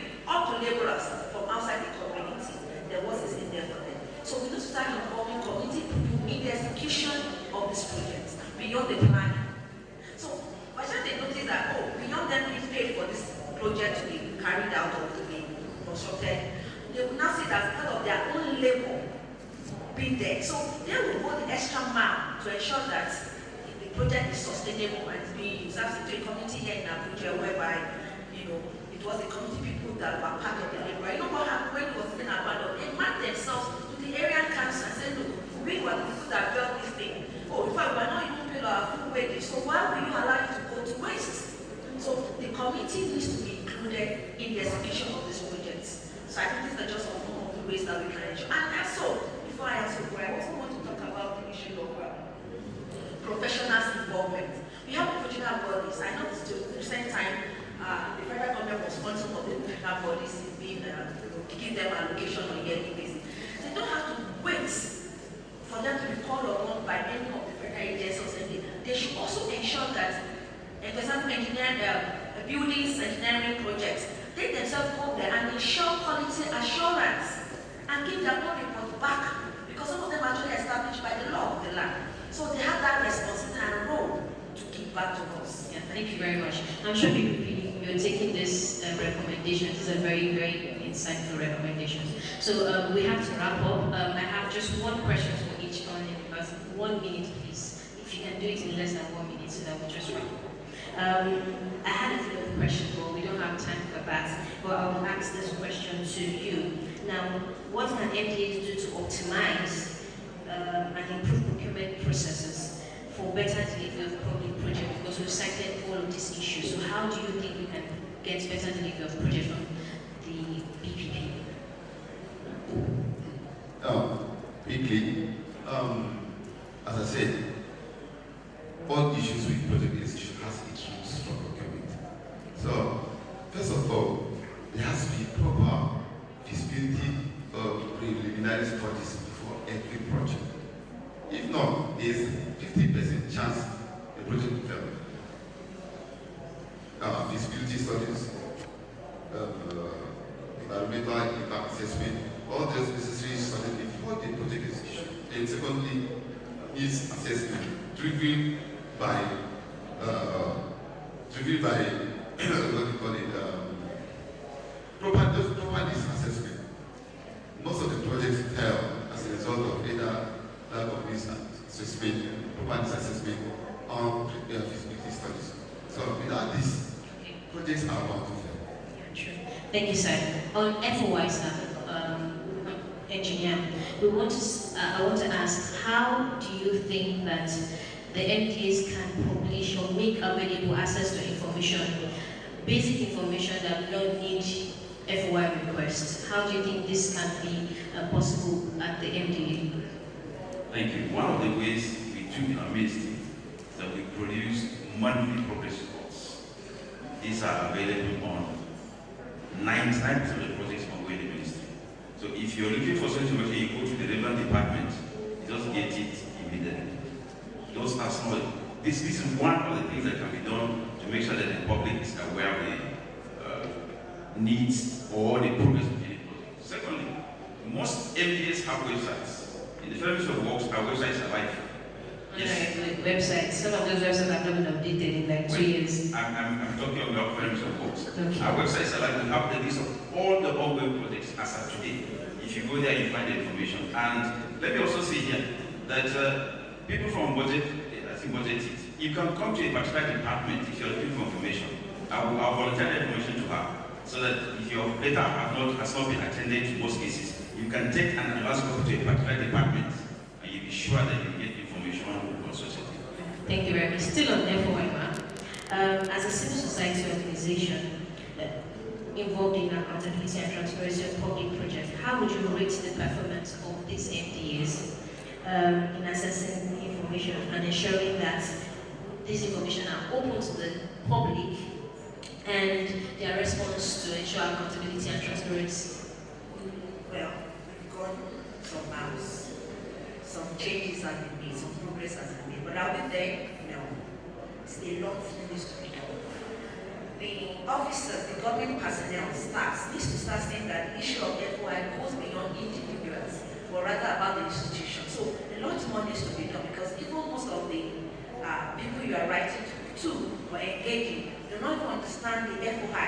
I've seen cases where we have to engage with them. So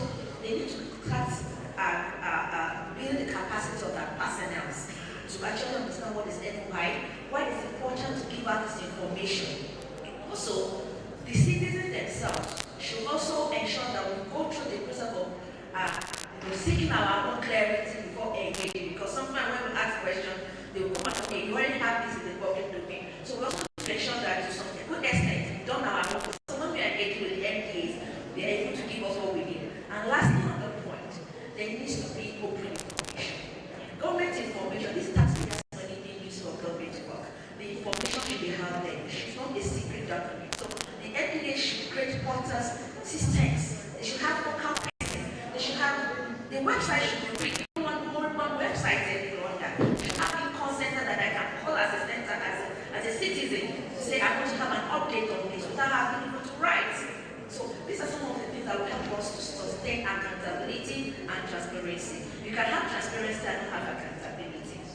Thank you. Thank you very much. Now to wrap up this session, we've spoken about capacity gap, we've looked at the fact that we need more professionals in the MDAs and yes, at MDA level. Now to wrap up, I just need your closing remark. 1 minute each, please. What are your recommendations to the National Assembly and to the MDAs to ensure that we improve access to information, we improve this capacity gap, and we also would improve that this needs assessment in communities are being carried out and are carried out effectively? What are your recommendations? Quickly on the issue of FOI, I would honestly also crave the indulgence of civil organizations that we're demanding for information, in as much as we don't restrict the kind of information you're asking for. Be specific in nature. If it's about 2, 3, 10 projects, 20 projects, no problem. Get the information on time. But a situation where you bring the entire budget of an establishment, of an organization, from 1889 and say, please give us the information including this from this, and then you say you want this information in 7 days, it is almost impossible to be realistic. Don't go fishing. Be specific. And then you always get information in real time. And in respect to ensuring that things are done properly, we have spoken about it and will continue to hammer on it. Let there be accountability, transparency, and proper foundation in implementation of projects and for the benefit of our people. Thank you. Thank you, sir. I'll just say that the National Assembly should see projects and their roles and responsibility as a future of their own children. That way, they will ensure that they secure the lives of everyone that is there. Thank you. Thank you very much. As a FOI, I think maybe as a result of resistance or reluctance of releasing some of the information by agencies, maybe there should be some kind of enforcement. City agencies to enforce that. Because I think if the law is there, I think enforcement is like quite very slow of not being there. That's one. Then for effective contracting and project delivery, I think attention or strict adherence to the provisions of the Public Document Act should be observed, because it provides a template from contract inception up to delivery. So if this process has been followed, you can rest, you can go home and rest. You have a quality project at the end. Thank you. Very much, sir. On the issue of implementation, I think the National Assembly should have a robust consultation with the MBAs. Like we mentioned, sometimes by difference of works, a project has not been designed, it's brought in for construction. So you see there's a gap, because the ministry doesn't know that the project is going to come in. So if you're bringing the project and it doesn't have a design, you have to design it first of all. Therefore, the National Assembly should liaise with the ministries prior to the release or the approval of the projects. So the ministries know what they're bringing and they prepare. They can take ahead something design, so we cannot capture it for construction. So you are aware of what the process is going to be. I think that will help tremendously. Thank you very much, members of the panels. And like you said, be specific when assessing information. CSO seated here, this is to you. We we need to ensure that our legislators handle this project as legacy projects, because after you leave office, what would be your legacy? What have you done? What can the people say about what you've done in your time in the office? Compliance to Public Procurement Act of 2007, very important too as well. And I think this is very, very important. Robust consultation with the MDAs. When the MDAs are not being consulted about some of these projects, I'm very sure that this would bring about a gap in the implementation processes, and it would, at the end of the day, not achieve anything on the long run. All right, so at this point, I'll say thank you, Mr. Chris, thank you, Mrs. Anu, thank you, Engineer Zachary, and thank you, Mr. Tilong. It has been a wonderful session. All right, thank you. Thank you. Please take pictures of the stage with the MD on the paper and MD BudgIT. Let me just, according to the program, we have time for question and answer. I don't know if any one of you have any question to ask. No, they will. Very quickly. Okay. Okay, I do not know if the members of the panel have time to answer your questions. But please do note your question, and I wouldn't want you to send it to email address now. Just note it on paper, okay? And then I will take it. Yes, I will take it, and then we will send you the answers. Thank you immensely, the moderator. Please put your hands together. Excellent. I'd like to recognize Professor Adewale Aderemi, representing the Director General of National Institute for Legislative and Democratic Studies. Niels, I'm looking for him. Please put your hands together for him. Professor Aderemi, one of our lecturers, those days when we had Niels training. God bless you, sir. Sadiq Murtala Adewale, Special Speaker's Office, Policy and Research Department. Please put your hands together, National Assembly. Thank you for coming with your team. The son to the Speaker, House of Representatives is here. Quite commendable. Welcome, dear brother, for coming. He is here to observe what is happening. So maybe he wants to be the Speaker in his time when he gets to National Assembly. Thank you, brother, for coming. God bless you. And all of you who have joined us at the course of the event, we thank you immensely. Ladies and gentlemen, we are quite good with managing time, but it's still the policy dialogue, parliamentary session, and constituency projects. We just finished the panel discussion on transparency and accountability in project implementation, the role of MDAs and the National Assembly. And this brings us to a point where we would hear the votes of thanks to join voices with us to say thanks to all of you for coming and for staying till this time. Please make welcome Mr. Gabriel Okeo, Country Director, BudgIT, as he comes to say thanks to all of you. Thank you very much. Thank you everyone for being here and staying all through till now. In absentia, all our special guests and those that are still seated, I see them seated. I will say very big thank you to you. Thank you for honoring our invitation.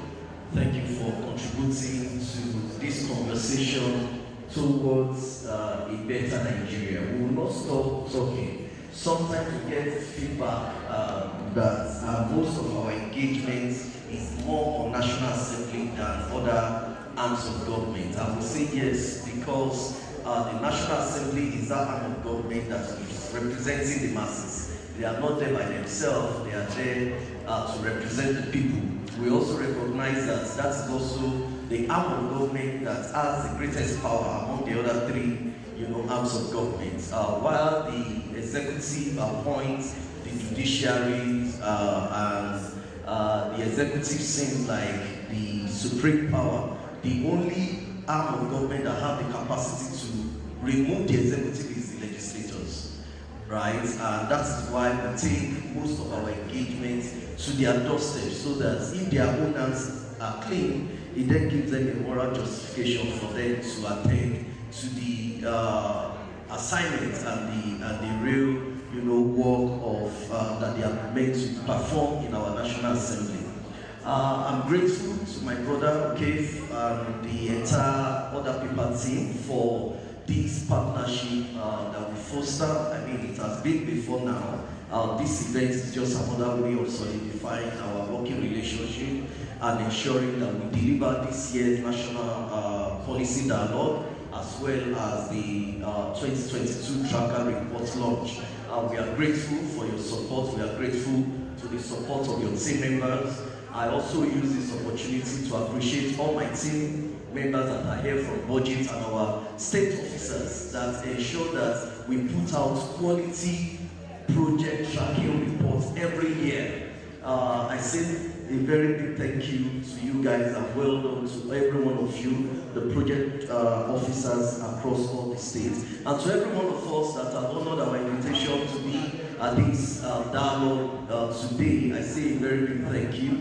Please, let's stay on this conversation. I believe that the snippet of every conversation that has happened here today will be used for further engagement on our platforms. There will be letters I've already discussed with my team to ensure that the copy of the report that we launched today gets to the office of all the dignitaries that we have invited to this event today, particularly those in the National Assembly, so that they can see for themselves. And little by little, we are going to ensure that we see the Nigeria that we really desire, the Nigeria of our dream. And I pray that it will happen in our lifetime. Once again, thank you everyone. God bless you. Thank you immensely, sir. Indeed, we will see a Nigeria that everybody would want to stay back, and the ultimate dream of every youth will not be to come back. Ladies and gentlemen, on that note, I hope you agree with me that we have come to a point where we call it a day, so we will continue all that of our day's activity. But not until I have told you this, you would like to hear it. There's meal tickets that you will receive as you step out of the hall from the ushers. They will give you, so we all go and have our lunch. Tracker has got some award plaques to present to some individuals, yeah? Very quickly, Tracker, have you tracked the dignitaries who are around, who are still here? So you present the awards to them? Because I know you tracked those who have left. So you track them to their office and present to them. For those who are here, you give them here. Are you good? Please. May I invite Engineer Tom? And you have for him? Okay, there's Zakari. Oh, please, Tracker, come forward. You do it out here, not here. Thank you. Okay. Okay, yeah. Okay, you can stand there. Yeah, it's fine. It's fine. Okay, we invite you, sir, Engineer Zakari. Please receive your plaque. Thank you.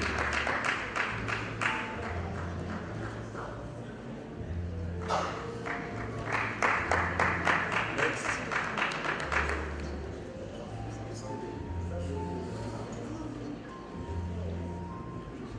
Please, more of it.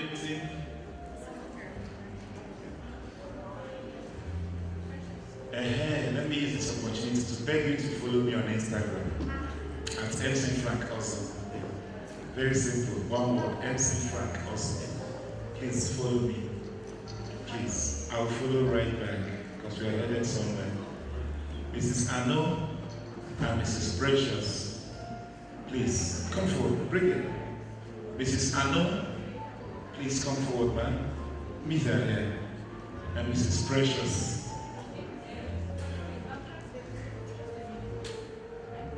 Youth Alive Initiative. Youth Alive Foundation, God bless.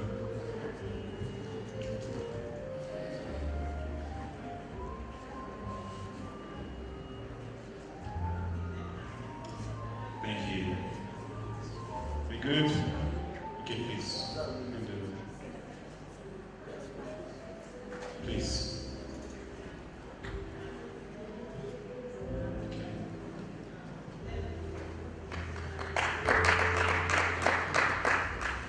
Thank you, Precious. If this is for moderating the panel session, then I think MC should get a large portrait for moderating the entire event. Well, I believe it's for what she has done in the past. Thank you, Precious. Or maybe it's for those whose name are Precious. Let me answer MC Precious also. Congratulations.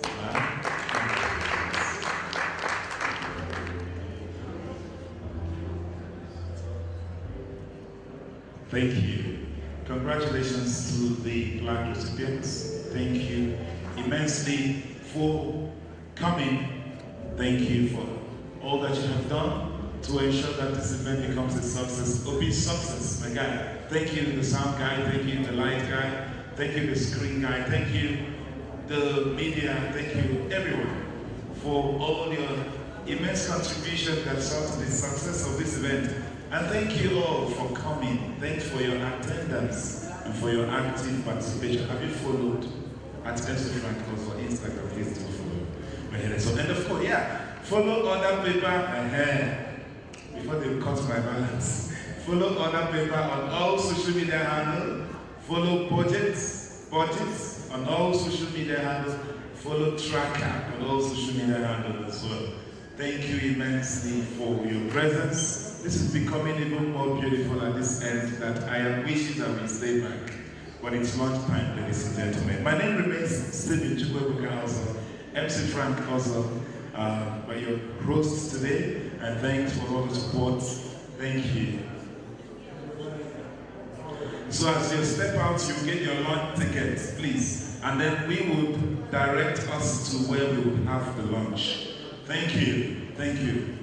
Shall we go or should we stay back? Support on the motion that we leave, say aye. Again, say nay. The ayes have it. Please rise for national anthem.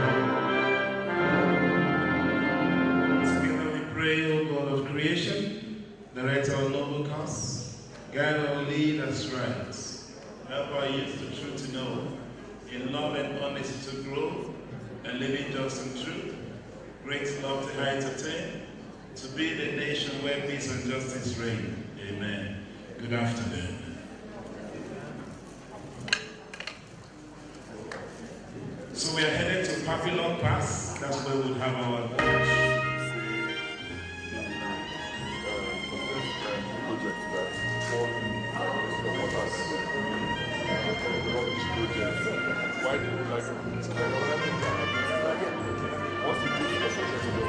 Procurement process is already